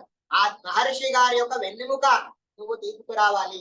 ఆ వెన్నెముక తీసుకొని వచ్చి దాన్ని సముద్రంలో ఉన్నటువంటి ఏదైతే నురుగు ఉంటుందో ఆ నురుగుతో దాంట్లో ముంచి వాడిని కొడితే వాడు చచ్చిపోతాడు. అంటే దధీచి ఋషి యొక్క వెన్నెముకను తీసుకొచ్చి దధీచి ఋషిని చంపడం కాదు, దధీచి ఋషిని ప్రార్థన చేస్తున్నారంట. లోక కళ్యాణం కోసం వాడు దైత్యుడు, మహాభయంకరుడు, చచ్చిపోవాలి కాబట్టి మీ వెన్నెముక దానం ఇవ్వండి అన్నప్పుడు లోక కళ్యాణం కోసం అంటే నేను ఇస్తాను అని చెప్పేసి ఆయన వెన్నెముక దానం ఇచ్చాడంట. దాన్ని తీసుకొచ్చి వజ్రాయుధం చేసుకుని ఇంద్రుడు అక్కడ ఆ నురుగులో ఉంచి ఆయన కొట్టడం జరిగింది.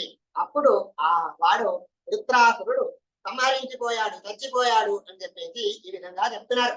ఈ విధంగా వృత్రాసుడు చచ్చిపోవడం వలన వృత్రం హత్వా మహాన, వృత్రాసురుణ్ణి సంహరించడం వలన అక్కడ ఇంద్రుడికి మహేంద్రుడు అనేటటువంటి పేరు వచ్చింది అని చెప్పేసి ఈ విధంగా వృత్రాసుడి యొక్క ఉపాఖ్యానం చెబుతూ ఆ వృత్రాసురుడు ఆయన పూర్వకాలంలో ఒక గంధర్వుడంట. ఆ గంధర్వుడైనా కూడా పార్వతీదేవి యొక్క శాపం చేత ఈ విధంగా దైత్యుడిగా పుట్టడం జరిగింది అని చెప్పేసి దాన్ని కూడా మనకు విశేషంగా చెబుతున్నారు. ఈ విధంగా జరిగినప్పుడు ఏమైంది అంటే అక్కడ ఇతిదేవి యొక్క కొడుకులే దైత్యులు, అదితిదేవి యొక్క కొడుకులే ఆదిత్యులు. ఆదిత్యులు అంటే వాళ్ళు దేవత, ఇతిదేవి యొక్క కొడుకులే దైత్యులు అంటే వాళ్ళు దుష్టులు. కాబట్టి ఆ దైత్యులు అందరూ చచ్చిపోయిన తర్వాత మళ్ళీ నాకు ఇంద్రుడిని చంపేటటువంటి కొడుకు పుట్టాలి అని ఇతిదేవి అనుకున్నదంట. అక్కడ చెబుతూ ఉన్నారు కశ్యప మహర్షి గారు, ఇంద్రుడిని చంపేటటువంటి కొడుకు పుట్టాలి అంటే ఒక వ్రతం చేయాలి. పుంసవనం అనేటటువంటి వ్రతం చేయాలి అంటే చేస్తానో చెప్పండి. ఎన్ని రోజులు చేయాలి అంటే 1 సంవత్సరం దాకా ఈ పుంసవనం వ్రతం చేయాలి అని చెప్పేసి చెప్తున్నారు. ఈ వ్రతం చేసేటప్పుడు అనేక విధమైనటువంటి నియమాలు ఉంటాయి. ఆ నియమాలన్నీ కూడా నువ్వు పరిపాలించాలి అన్నప్పుడు అనేక నియమములను అక్కడ చెబుతూ ఉన్నారు. ఎప్పుడైనా కానీ కోపం తెచ్చుకోకూడదు. చూడండి, కోపం అనేటటువంటిది ఎప్పుడైనా తెచ్చుకున్నావు అంటే వ్రతం భంగం అయినట్టే. ప్రార్థన చేస్తున్నప్పుడు, పూజా కర్మలు చేస్తున్నప్పుడు అప్పుడు కూడా కోపం తెచ్చుకోకూడదు. అక్రోధనై శోచపరై సతం బ్రహ్మచారి తద్దినంలో మొట్టమొదటిగా వచ్చేటటువంటి ప్రార్థననే అది. మీరు కోపం తెచ్చుకోకండి, నేను కూడా కోపం తెచ్చుకోనని చెప్పేసి వచ్చినటువంటి బ్రాహ్మణులకు ప్రార్థన చేయాలని. తన కోపమే తన శత్రువు కాబట్టి ఈ కోపం అనేటటువంటిది ఎలాగుంటుంది అంటే, మనం చేతిలో యాసిడ్ తీసుకొని ఇంకొకరి పైన పోస్తే మన చేయి కూడా కాలిపోతుంది. అలాగే కోపం అనేటటువంటిది ఇంకొకరికి హింసను ఇవ్వడంతో తనకు కూడా హింసను ఇస్తుంది. కాబట్టి ఎప్పుడు కూడా 1 సంవత్సరం దాకా కోపానికి రాకూడదు అని చెప్పేసి కశ్యప మహర్షి గారు చెప్పారు.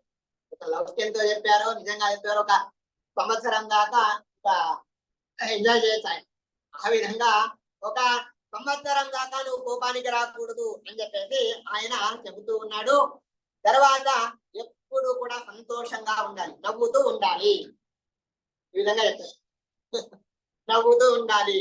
ఎప్పుడు కూడా నువ్వు అటు ఇటు ముఖం చేసుకోవడం కానీ అవి అవి అన్ని కూడా చేయకూడదు అని చెప్పేసి చెబుతూ, ఎప్పుడు కూడా పక్కింటి వాళ్ళతో మాట్లాడకూడదు. వాళ్ళు ఇలాగా వీళ్ళు ఇలాగా అని చెప్పేసి పితూరీలు అంటారు కదా, ఈ విధంగా చాడీలు అని మనం అంటాం. కాబట్టి ఇటు గాసిప్లు కానీ అవన్నీ కూడా చెప్పకూడదు. తర్వాత ఎవరైతే భగవద్వేషులు అనేటటువంటి వాళ్ళు ఉంటారో వాళ్ళతో మాట్లాడకూడదు. ఇంకొకరి ఎంగిలి తినకూడదు. అంటే భర్త యొక్క ఎంగిలిని తినాలి. భార్య అయినటువంటిది భర్త భోజనం చేసిన తర్వాత ఆ భర్త భోజనం చేసినటువంటి కంచంలోనే ఆ ఆకులోనే భోజనం చేయాలి. కానీ ఇంకొకరి ఎంగిలి తినకూడదు. పిల్లవాళ్ళు పసి పిల్లవాళ్ళు ఉంటే 5 సంవత్సరాల దాకా వాళ్ళతో పాటు భోజనం చేయొచ్చు, తప్పులేదు. కానీ ఇంకొకరి ఎంగిలిని భోజనం చేయకూడదు అని చెప్పి చెప్తారు. తర్వాత నీళ్లను తాగేటప్పుడు గ్లాసులోనే తాగాలి. చెంబుతో డైరెక్ట్ గా నీళ్లు ఇలా పోసుకోవడం అటువంటివి చేయకూడదు. అవన్నీ కూడా పాపం అని చెప్పి చెప్తున్నారు. ఎప్పుడు కూడా ఇంకా బహిర్దేశానికి వెళ్ళినప్పుడు కాళ్ళు కడుక్కోవాలి. కడుక్కున్న తర్వాత దాన్ని తుడుచుకోవాలి. చూడండి, మనం సమ్మర్ లో అయితే పర్వాలేదు, కానీ వేరే కాలం వింటర్ లో కానీ లేదా రైనీ సీజన్ లో కానీ వెళ్ళొచ్చి మనం అలాగే తిరుగుతూ ఉంటాం. ఆ విధంగా తిరిగితే ఏమవుతుంది, అది కూడా పాపమే. కాబట్టి తువాలు పెట్టి కాళ్ళను బాగా తుడుచుకోవాలి. అది కూడా చెయ్యాలి. ఇంకా నిద్రపోయేటప్పుడు ఉత్తరానికి తల చేసి పడుకోకూడదు, పశ్చిమానికి తల చేసి పడుకోకూడదు. చూడండి, దక్షిణం వైపుకు తలను మనం ఉంచి లేదా పూర్వం వైపుకు తలను ఉంచి మనం నిద్రపోతే అది క్షేమం అని చెప్పి అంటుంది. కాబట్టి ఈ విధంగా అవన్నీ కూడా చేయాలి. అదే విధంగానే పతిని దైవముగా భావించాలి. చూడండి, హరిరస్మి ఇది శ్రీరామ్ భర్తని భావం. మా భర్తకి ఏంటండి ఏం తెలియదు అని చెప్పేసి మామూలుగా ఆయన కంటే నాకే తెలుసు అని చెప్పేసి ఆడవాళ్లకు విధంగా ఉంటుంది. అది అవన్నీ కూడా ఏమంటున్నారంటే, భర్త ఆయన యోగ్యత ఉండవచ్చు, లేకపోయి ఉండవచ్చు. ఆ విధంగా భర్తకు కొన్ని దోషాలు మానవుడు అంటే అటువంటి దోషములు ఉంటాయి. అయినా కూడా ఆ లోపల ఉన్నటువంటి భగవంతుడు ఉంటాడు, భర్తలో భగవంతుడు ఉంటాడు. కాబట్టి ఆ భగవంతుడు అనుగ్రహం చేస్తాడు. కాబట్టి పతిలో అంతర్గతుడిగా భగవంతుడు ఉన్నాడు అని చెప్పేసి భావించి నువ్వు పూజ చేయాలి. ఈ విధంగా 1 సంవత్సరం దాకా ఈ నియమములను పాటించావు అంటే నీకు పండంటి మగపిల్లవాడు పుడతాడు. వాడు ఇంద్రుణ్ణి సంహరించేటటువంటి వాడు పుడతాడు. నీ కోరిక ఏ విధంగా ఉందో అదే విధంగానే పుడతాడు అని చెప్పేసి చెబితే ఆవిడ వ్రతం చేస్తూ ఉన్నది. ఇక్కడ ఇంద్రుడికి ఆయనకు ఆహాకారం ఇబ్బంది అవుతుంది. 6 నెలలు అయిపోయింది, 8 నెలలు అయిపోయింది, 9 నెలలు అయిపోయింది, ఇంకా 1 నెల 2 నెలలు మాత్రమే ఉన్నది. అప్పుడు ఇంద్రుడు నేను ఎలా భరించాలి, నన్ను చంపేటటువంటి కొడుకు పుడితే నేను ఎలా అని చెప్పేసి ఆయన బాధపడుతూ ఉన్నాడంట. ఒకసారి ఏమైంది అంటే ఆవిడ ఎక్కడైనా ఒక తప్పు చేస్తుంది కదా, తప్పు చేసినప్పుడు పట్టుకున్నాం అని చెప్పేసి ఎప్పుడు ఏ తప్పు దొరుకుతుందా వాడిని జైల్లో పెడదామా బొక్కలో పెడదామా అని చెప్పేసి మన వాళ్ళు ఆలోచిస్తుంటారు. అదే విధంగా ఏ కేసులో వీళ్ళు ఇరికిద్దామా అని చెప్పేసి చూస్తుంటారు కదా. అదే విధంగానే ఇంద్రుడు తప్పు చేస్తుంది అని చెప్పేసి ఆయన నా సవతి తల్లి అని చెప్పేసి ఆయన ఆలోచిస్తూ ఉన్నాడట. ఒకసారి ఏమైంది అంటే పూర్తిగా భర్త సేవ చేసి పిల్లల సేవ చేసి, పిల్లలైతే ఎవరు లేరు, వచ్చినటువంటి అతిథుల సేవ చేసి చివరికి ఆ తిథిదేవికి చాలా ఇంకా నీరసం వచ్చిపోయింది. ఆ సందర్భంలో ఆవిడ బహిర్దేశానికి వెళ్ళవలసి, టాయిలెట్ కి వెళ్ళవలసి వచ్చింది. వచ్చిన తర్వాత ఇంకా నిద్రలో వచ్చింది, మధ్యలో లేచి పోయి వచ్చింది కాబట్టి కూర్చుకోలేదు, తాళం కూర్చుంటా అదే విధంగా నిద్రపోయిందంట. ఆ విధంగా అంటే ఆర్ద్రమైనటువంటి కాళ్లతో ఆవిడ నిద్రపోవడం వలన ఇదే సరిగ్గా ఉన్నటువంటి సమయం కాబట్టి ఇక్కడ తప్పు చేసింది కాబట్టి ఆవిడ లోపల నేను ప్రవేశిస్తానని చెప్పేసి కాళ్ల లోపటి నుంచి ఇంద్రుడు పొట్ట లోపటికి ప్రవేశించి తన వజ్రాయుధం తీసుకుని లోపల ఉన్నటువంటి పిండాన్ని 7 భాగాలుగా చేశాడు. 7 భాగాలుగా పిండం చేసినా కూడా ఆవిడలో ఉన్నటువంటి పాతివ్రత్య శక్తి వలన అవి చచ్చిపోకుండా అలాగే ఉన్నాయి. 7 భాగాలైనా కూడా అవి జీవంతంగా ఉన్నాయి, ఇంకా చచ్చిపోవడం లేదేంటి అని చెప్పేసి కడుపులో ఉన్నటువంటి ఒక్కొక్క దాన్ని 7గా చేశాడు. సో 7 into 7 49 అయిపోయినాయి, అయినా కూడా చచ్చిపోలేదు. ఈ విధంగా జరిగినప్పుడు ఏమైంది అంటే ఇంకా లాభం లేదులే అని చెప్పేసి ఇంద్రుడు ఏం చేశాడు అంటే వీళ్ళు చచ్చిపోవట్లేదు అని చెప్పేసి ఆయన వీళ్ళు నా శత్రువులు కాదు, మిత్రుడిగా మలుచుకోవాలి అని చెప్పేసి కడుపులోనే వాళ్ళతో సంధానం తీసుకుని వీరందరూ కూడా నా తమ్ముళ్ళు అని చెప్పేసి చెబుతూ ఇక్కడ వాళ్ళ ప్రసవించడం జరిగింది. 49 మంది పుట్టారు. ఆ 49 మంది అందరూ కూడా మరుత్ దేవతలు అని చెప్పి వాళ్ళకంటారు. ఆ మరుత్ దేవతల కొందరికి కూడా అధిపతి అయినటువంటి వాడు ఇంద్రుడు. కాబట్టి ఇంద్రుడు ఈ 49 దేవతలను ఆయన తన వెంబట పెట్టుకొని అక్కడ బయటికి రావడంతో అక్కడ దితిదేవి ఏమైంది నా గర్భానికి అన్నప్పుడు వీళ్ళందరూ పుట్టారు అన్నప్పుడు ఏంటి ఇంతమంది పుట్టారు, నిన్ను చంపేటటువంటి వాడు ఏడి అంటే చంపేటటువంటి వాడు కాదు, వీళ్ళందరూ కూడా నాకు మిత్రులైనటువంటి వాళ్ళు, తమ్ముడే సమానమైనటువంటి వాళ్ళు, కాబట్టి వీళ్లకు దేవతా పదవులు ఇస్తాను అని చెప్పేసి వాళ్ళని తీసుకువెళ్ళి దేవతా పదవులు ఇవ్వడం జరిగింది.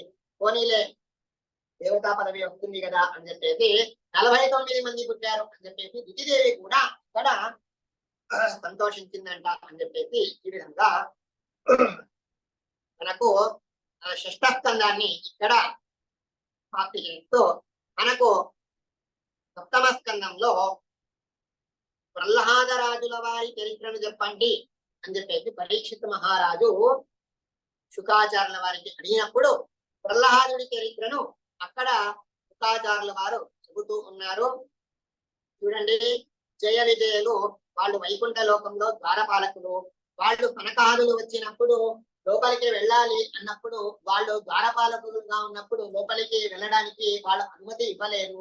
వాళ్ళు శాపం ఇచ్చారు, 3 జన్మలలో మీరు దైత్యులుగా పుట్టండి అన్నప్పుడు మొదటి జన్మలో హిరణ్యాక్షుడు హిరణ్యకశిపుడు, 2వ జన్మలో రావణ కుంభకర్ణుడు, 3వ జన్మలో వాడు శిశుపాలుడు దంతవక్రుడిగా పుట్టారు.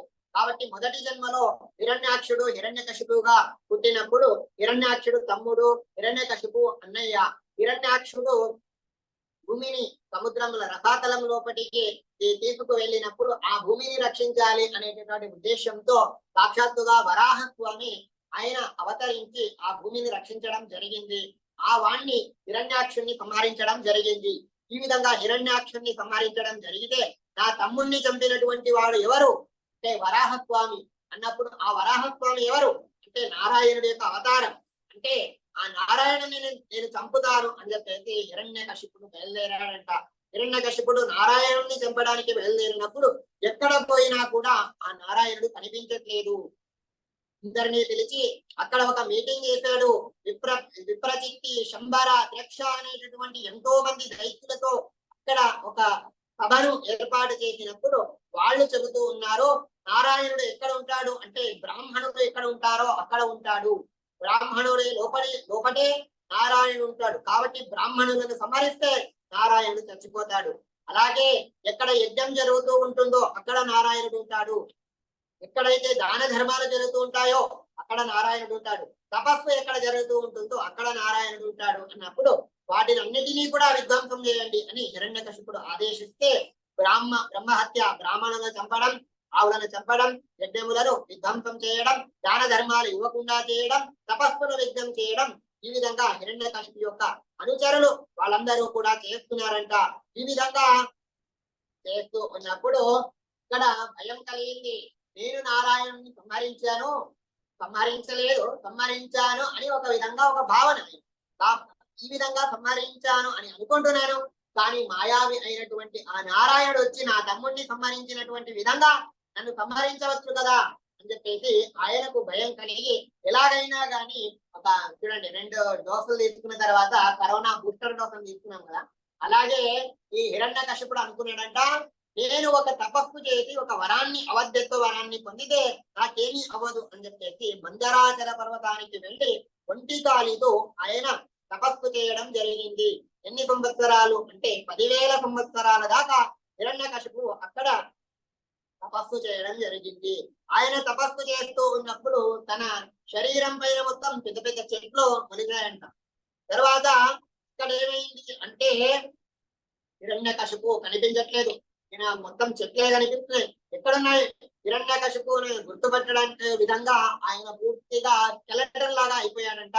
ఈ విధంగా హిరణ్యకశిపు అయినప్పుడు ఆయన తపస్సు సమాప్తి అవ్వడానికి వచ్చినప్పుడు ఇంద్రాది సకల దేవతలకు కూడా అక్కడ ఇబ్బంది కలిగింది. ఆకారం వాళ్ళ పదవుల నుండి వాళ్ళు కిందికి పోతున్నారు, వాళ్ళ సింహాసనాలన్నీ కూడా వెళ్ళిపోతున్నాయి. చూడండి, ఎవరైనా టెర్రరిస్టులు గాని లేదా మనకు దుస్తులు గాని వాళ్ళ యొక్క జనాభా పెరుగుతూ ఉంటే ఏమవుతుంది అంటే వేరే వాళ్ళకు ఇబ్బంది కలుగుతుంది. అలాగా వీడి తపస్సు పెరుగుతూ ఉన్నప్పుడు వేరే వాళ్ళందరికీ కూడా ఇబ్బంది కలిగినప్పుడు వాళ్ళు వెళ్ళి ప్రార్థన చేశారంట, బ్రహ్మదేవుల వారా ఎలాగైనా వీన్ని మీరు చూసుకోండి, ఆ కేసు మీరు డీల్ చేయండి అన్నప్పుడు బ్రహ్మదేవుల వారు వాడి మనస్సులో ఏమింది అని తెలుసుకోవడానికి ఆలోచించారంట. నేను దేనితో కూడా చావకూడదు, నేను అవధ్యత్వాన్ని పొందాలి అని చెప్పేసి వాడు ఆలోచిస్తున్నాడు. అటువంటి వరాన్ని నేను ఇస్తే లోక వినాశనం అయిపోతుంది. చూడండి, అందరికీ కనిపించి లైసెన్స్ ఇచ్చేస్తే ఏమవుతుంది, ఎవరికి వాడు పట్టుకొని ఇంకా షూట్ చేసుకొని చచ్చిపోతారు. అమెరికాలో జరుగుతుంది కదా.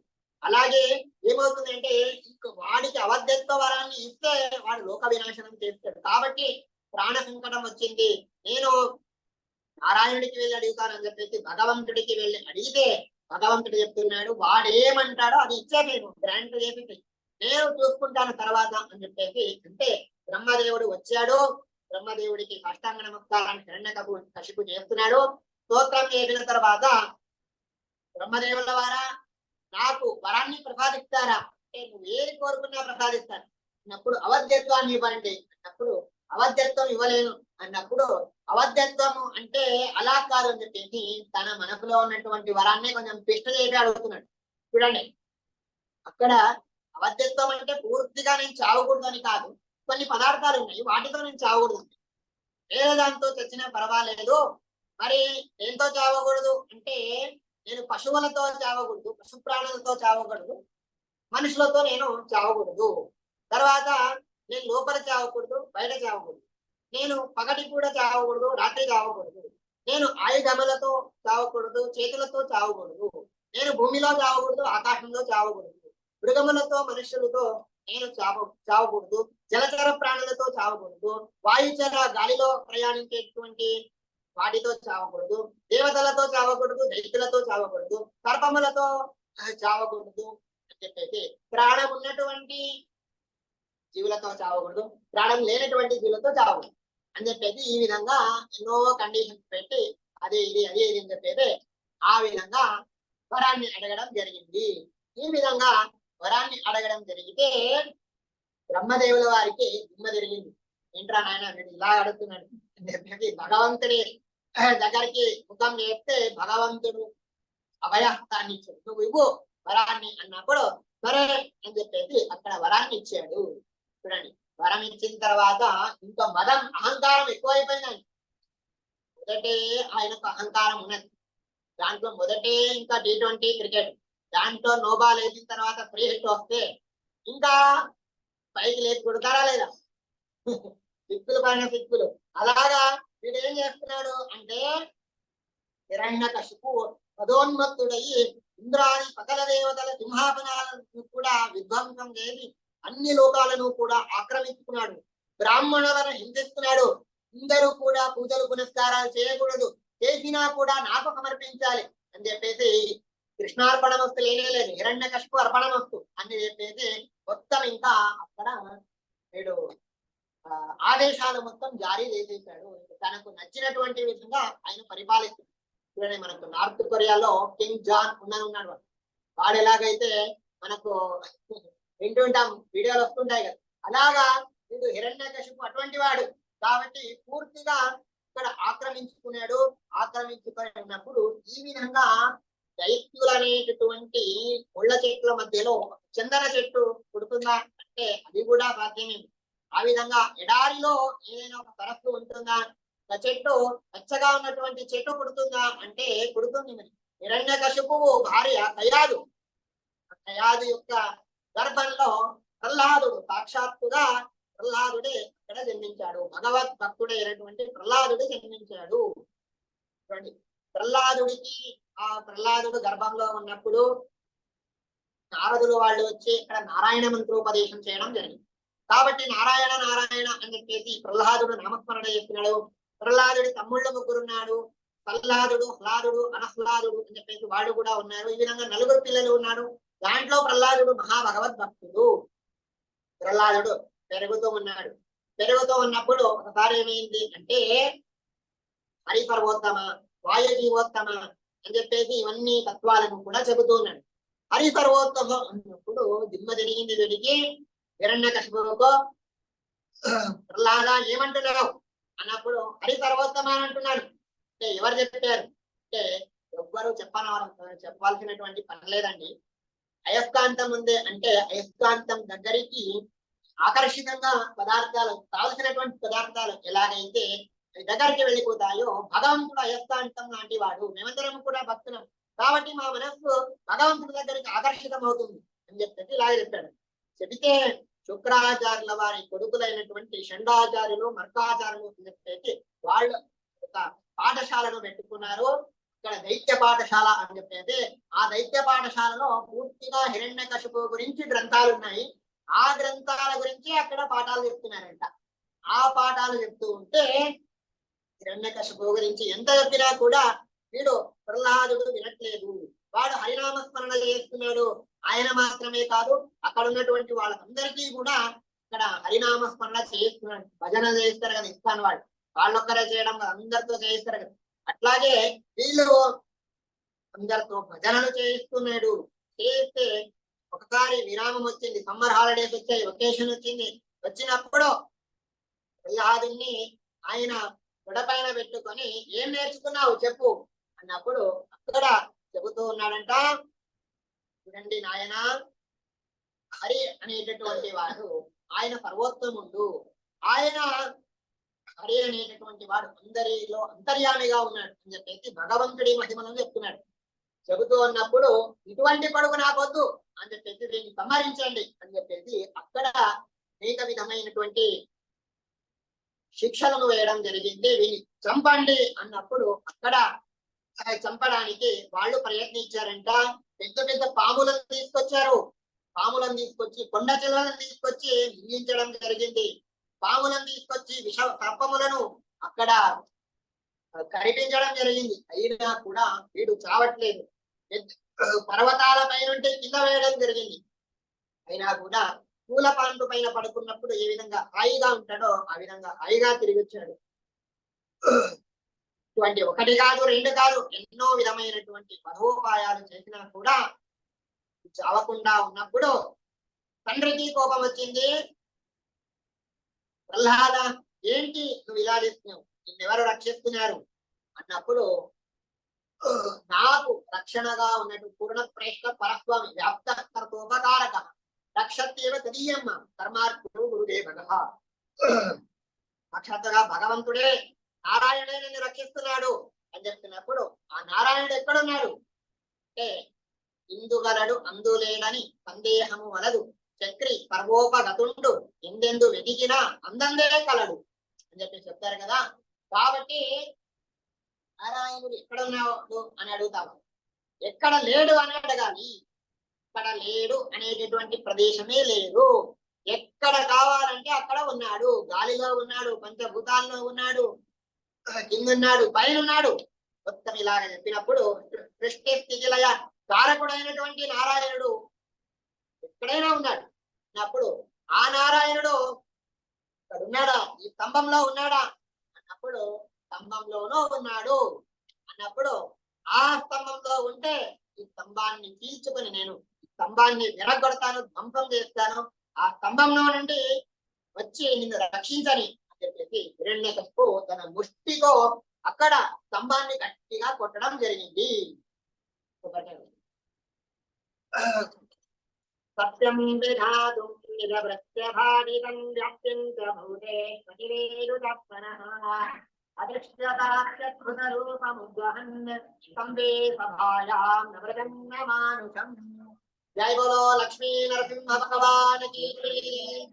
ఉగ్రం వీరం మహావిష్ణుం జ్వలంతం పర్వతోముఖం నృసింహం భీషణం భద్రం మృత్యుం నమామ్యహం. ధ్యాయే నృసింహమురవిత్తరవిత్రినేత్రం జారప్రభక్తకల్పమతాపరాభ్యాం చక్రం ధరం తదతం ప్రియా సమేతం దిగ్మాంతకోటిదిగతేజ సమత్రిశక్త్యం. ఆ నారాయణుడు స్తంభంలో ఉన్నాడా అన్నప్పుడు స్తంభంలో ఉన్నాడు అని చెప్పేసి ముష్టితో కొట్టాడు అని భాగవతంలో, నరసింహ పురాణంలో గదతో కొట్టాడు అని. ఎలాగైనా పర్వాలేదు, ఆ స్తంభాన్ని ధ్వంసం చేస్తే అక్కడ నుండి సాక్షాత్తుగా సగం మనిషి సగం సింహరు, ఆ విధంగా ఆ నరహరి అని చెప్పేసి పిలుస్తారు. అటువంటి ఆ నరసింహ స్వామి ఇక్కడ నుండి బయటికి వస్తున్నాడు. బయటికి వస్తే ఉగ్రమైనటువంటి ధ్వని చేత ఏ విధంగా అయితే సింహము గర్జన చేస్తుందో ఆ విధంగా సింహ ధ్వని చేత ఆయన బయటకు వస్తున్నాడు. ఆశ్చర్యంగా హిరణ్యకశిపుడు చూస్తున్నాడు. చూడండి, ప్రళయకాలంలో ఉన్నటువంటి పెద్ద అగ్ని, ఆ అగ్నిలో ఉన్నటువంటి అగ్నికి ఎదురుగా ఒక వెలుతురు పురుగు అంటారు కదా, అద్యోతము అని అంటారు, వెలుతురు లైట్ పురుగు. ఆ లైట్ పురుగు నేను నీతో యుద్ధం చేస్తాను అని ప్రళయకాలంలో ఉన్నటువంటి అగ్ని దగ్గరికి వెళితే ఎలా ఉంటుందో ఆ విధంగా నరసింహ స్వామి ప్రళయకాలము అగ్ని వలె ఉన్నాడు, వీడు కద్యోతము వలె ఉన్నాడు. యుద్ధానికి వెళుతూ ఉన్నాడు. యుద్ధానికి వెళుతూ ఉంటే ఒక గరుడ పక్షి ఏ విధంగా అయితే ఒక పామును పట్టుకోవాలో అదే విధంగానే ఒక సింహము ఏ విధంగా అయితే జింకను పట్టుకోవాలో అదే విధంగా ఆ నరసింహస్వామి ఆయనను పట్టుకోవడం జరిగింది. ఆ నరసింహస్వామి సాక్షాత్తుగా ఆ హిరణ్యకశిపుని పట్టుకుని తీసుకువెళుతూ ఉన్నాడు. సంహరించే స్తంభం దగ్గరే చంపొచ్చు కదా, ఎందుకు తీసుకుపోతున్నాడు అంటే ఆ వరాలన్నీ సాటిస్ఫై చేయాలి కదా. కాబట్టి ఆ తీసుకుపోతూ ఉన్నాడు. ఎక్కడ తీసుకుపోయాడు అంటే గడప పైన తీసుకుపోయాడు. గడప పైన తీసుకుపోయి అక్కడ ఆ పొట్టను సంహరించి అక్కడ లోపలి నుండి పేగులన్నీ కూడా ఇక్కడ తీయడం జరిగింది. పేగులన్నీ కూడా ఆభరణాల్లాగా భగవంతుడు ఇక్కడ వేసుకోవడం జరిగింది. ఆ రక్తం మొత్తం భగవంతుడు అక్కడ చిందర వందరగా అటు ఇటు ఇంకా రక్తం సముద్రమే అక్కడ రక్తం నది పారుతూ ఉన్నది అని చెప్పి చూడండి. సత్యం వేదాతం నిజవృత్య భాషిత, తన శిష్యుడైనటువంటి తన భక్తుడైనటువంటి ప్రహ్లాదుడి యొక్క మాటను సత్యం చేయాలి.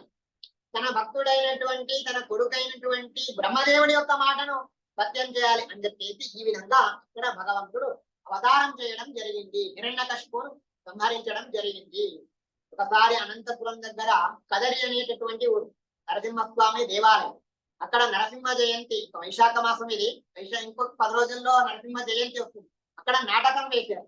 మేము పోయినాం. అక్కడ నాటకానికి పోయినప్పుడు ప్రహ్లాదుడి చరిత్రను నాటకం వేశారు. వేసినప్పుడు ఏమైంది అంటే అక్కడ ఒక 4-5 స్తంభాలు, ఒక 7-8 స్తంభాలు. ప్రహ్లాదుడి వేషం ఒక చిన్న పిల్లవాడికి వేసి, నరసింహస్వామి వేషం వేసుకున్నటువంటి వాడు ఒక ఆయన ఒక అట్టలతో చేసినటువంటి స్తంభము. ఆ ఒక స్తంభంలో ఆయనను అక్కడ కూర్చోబెట్టారు. లోపల కనిపించట్లేదు. హిరణ్యకశిపు వేషధారి, అక్కడ ప్రహ్లాదుడి వేషధారి, ఇక్కడ ఇద్దరి సంవాదం జరిగింది. ఇక్కడ ఏమైంది అంటే ఏమో కన్ఫ్యూజన్ అయిపోయింది. ఎక్కడైతే నరసింహస్వామి స్తంభంలో కూర్చున్నాడో అక్కడ వీళ్ళ డిబేట్ జరగకుండా పక్కకు వెళ్ళిపోయారు. ఎక్కడో అక్కడ వెళ్ళిపోయి అక్కడ డిబేట్ చేస్తూ ఉన్నారు. హిరణ్యకశిపు వేషధారి అడిగాడు, ఈ స్తంభంలో ఉన్నాడా దేవుడు అంటే ఈ స్తంభంలో ఉన్నాడు అని ప్రహ్లాదుడు చెప్పాడు. కానీ వాడికి తెలిసిపోయింది, ఇక్కడ లేడు, వాడు అక్కడ ఉన్నాడు, మనం ఇక్కడ చేస్తున్నాం అని చెప్పేసి వాడికి తెలిసిపోయింది. వాడు చెప్పాడు, ఈ స్తంభంలో లేడు, ఆ స్తంభంలో ఉన్నాడు, అక్కడ పోదాం పదా అని చెప్పాడు. ఈ విధంగా అంటే ఎందుకు చెప్తున్నానంటే నాటకాలు చేసేటప్పుడు కొన్నిసార్లు రసాభాసము అని అంటారు. ఆ రసాభాసాలు జరుగుతుంటాయి. కానీ అప్పుడు భాగవతంలో మాత్రం అలా జరగలేదు. ఆ నరసింహస్వామి ఆ స్తంభం కాకుండా పక్క స్తంభము, ఏ స్తంభము, స్తంభం కాకుండా గోడను లేదా నీళ్ళు లేదా వాయువు ఎక్కడైనా కానీ ఏది ప్రశ్నించినా కానీ అక్కడి నుండి సాక్షాత్తుగా నరసింహస్వామి బయటికి వచ్చేవాడు. ఇక్కడ వచ్చి అక్కడ సంహరించడం జరిగింది. చూడండి, సంహరించడం జరిగినప్పుడు మొత్తం ఇంకా ఆయన ఎలాగన్నాడు, లోపల చావకూడదు, బయట చావకూడదు, లోపల కాదు బయట కాదు, కడప పైన ఆయుధాలతో చావకూడదు, నిరాయుధాలతో చావకూడదు, చేతితో చావకూడదు. ఇప్పుడు గోళ్లతో చంపాడు, నఖములు, ఆ నఖములు ఆయుధాలని కూడా చెప్పారు. చేయి కూడా కాదు, అది కింద కాదు బయట కాదు, కడప పైన. ఈ విధంగా పగలు కాదు రాత్రి కాదు. ఎప్పుడు అవతరించాడు? సాయంత్రం సంధ్యా సమయంలో. అటు వెలుతురు కాదు, ఇటు చీకటిగా. ఆ సమయంలో ఇక్కడ నరసింహస్వామి అవతరించి ఇక పూర్తిగా అన్ని వరాలను కూడా అక్కడ ఆయన సాటిస్ఫై చేయడం జరిగింది. అదే విధంగానే ఎవ్వరూ అక్కడ బ్రహ్మదేవుడు ఇచ్చినటువంటి వరాన్ని కూడా అక్కడ సరిగ్గా దాన్ని ఫాలో చేస్తూ అదే విధంగానే ఇక్కడ హిరణ్యకశిపును కూడా సంహరించడం జరిగింది. లక్ష్మీదేవి వచ్చి ప్రార్థన చేసిన, బ్రహ్మదేవుడు వచ్చి ప్రార్థన చేసిన, ఎవ్వరు ప్రార్థన చేసినా కూడా శాంతించలేదు. పూర్తిగా అందరు చెప్పారు, ప్రహ్లాదుడా నువ్వే ఈ అవతారానికి కారణం కాబట్టి నువ్వే వెళ్ళి స్తోత్రం చేయి అన్నప్పుడు ప్రహ్లాదుడు అక్కడ స్తోత్రం చేస్తే అక్కడ ఉగ్ర నరసింహుడు శాంత నరసింహుడుగా అయిపోయాడు అని చెప్పేసి ఈ విధంగా మనం తెలుసుకోవాలి. ఈ విధంగా మనం ఇవాళ నరసింహస్వామి చరిత్రను తెలుసుకున్నాం కాబట్టి యథాశక్తి యథామతి ఏదైతే మనం భాగవతం శ్రవణం చేశామో ఆ భాగవతాన్ని మన గురువు గారైనటువంటి మా గురువు గారు, సాక్షాత్తు గురువు గారు పద్మనాభాచార్యులు, ఆ పద్మనాభాచార్యుల వారి అంతర్యామి అయినటువంటి ఆ సత్యాత్మ తీర్థుల వారు వాళ్ళ అంతర్యామి అయినటువంటి ఆ ముఖ్య ప్రాణదేవుడు, ఆ ముఖ్య ప్రాణ అంతర్యామిగా ఉన్నటువంటి ఆ లక్ష్మీ నరసింహస్వామి యందు సమర్పిస్తున్నాను. సమయం ఎక్కువగా తీసుకున్నాను, క్షమించాలి. ఈ విధంగా నరసింహస్వామి చరిత్ర దాకా చెప్పమని ఆదేశించారు కాబట్టి ఈ విధంగా చెప్పడం జరిగింది. కాబట్టి యథాశక్తి యథామతి ఆ భగవంతుడి పాద కమలం ఎందుకు సమర్పిస్తున్నాను. అలాగే అద్వేషార్పణం, శ్రీకృష్ణార్పణం.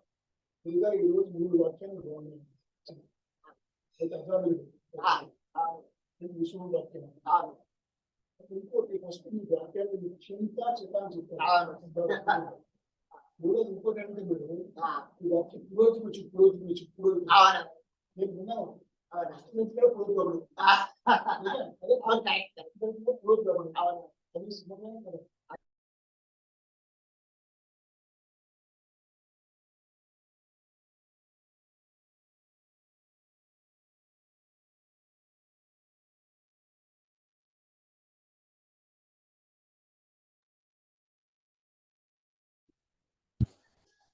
హరే నమ. హరే నమ ఆచార్య, నమస్ಕಾರ. హరే నమ.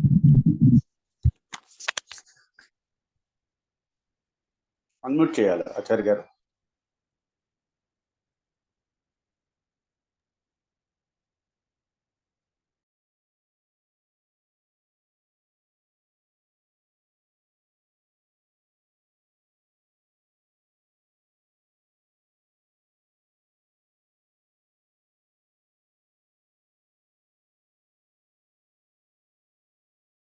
వందే వంద్యం సదానందం వాసుదేవం నిరంజనం ఇందిరాపతి మాధ్యాది వరదేశవర ప్రదం నమామి కిరాదీశ కిరీటా కృష్ణపీఠవ.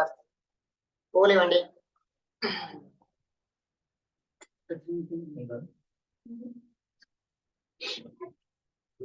చదవచ్చు ఈరోజు చదవచ్చు.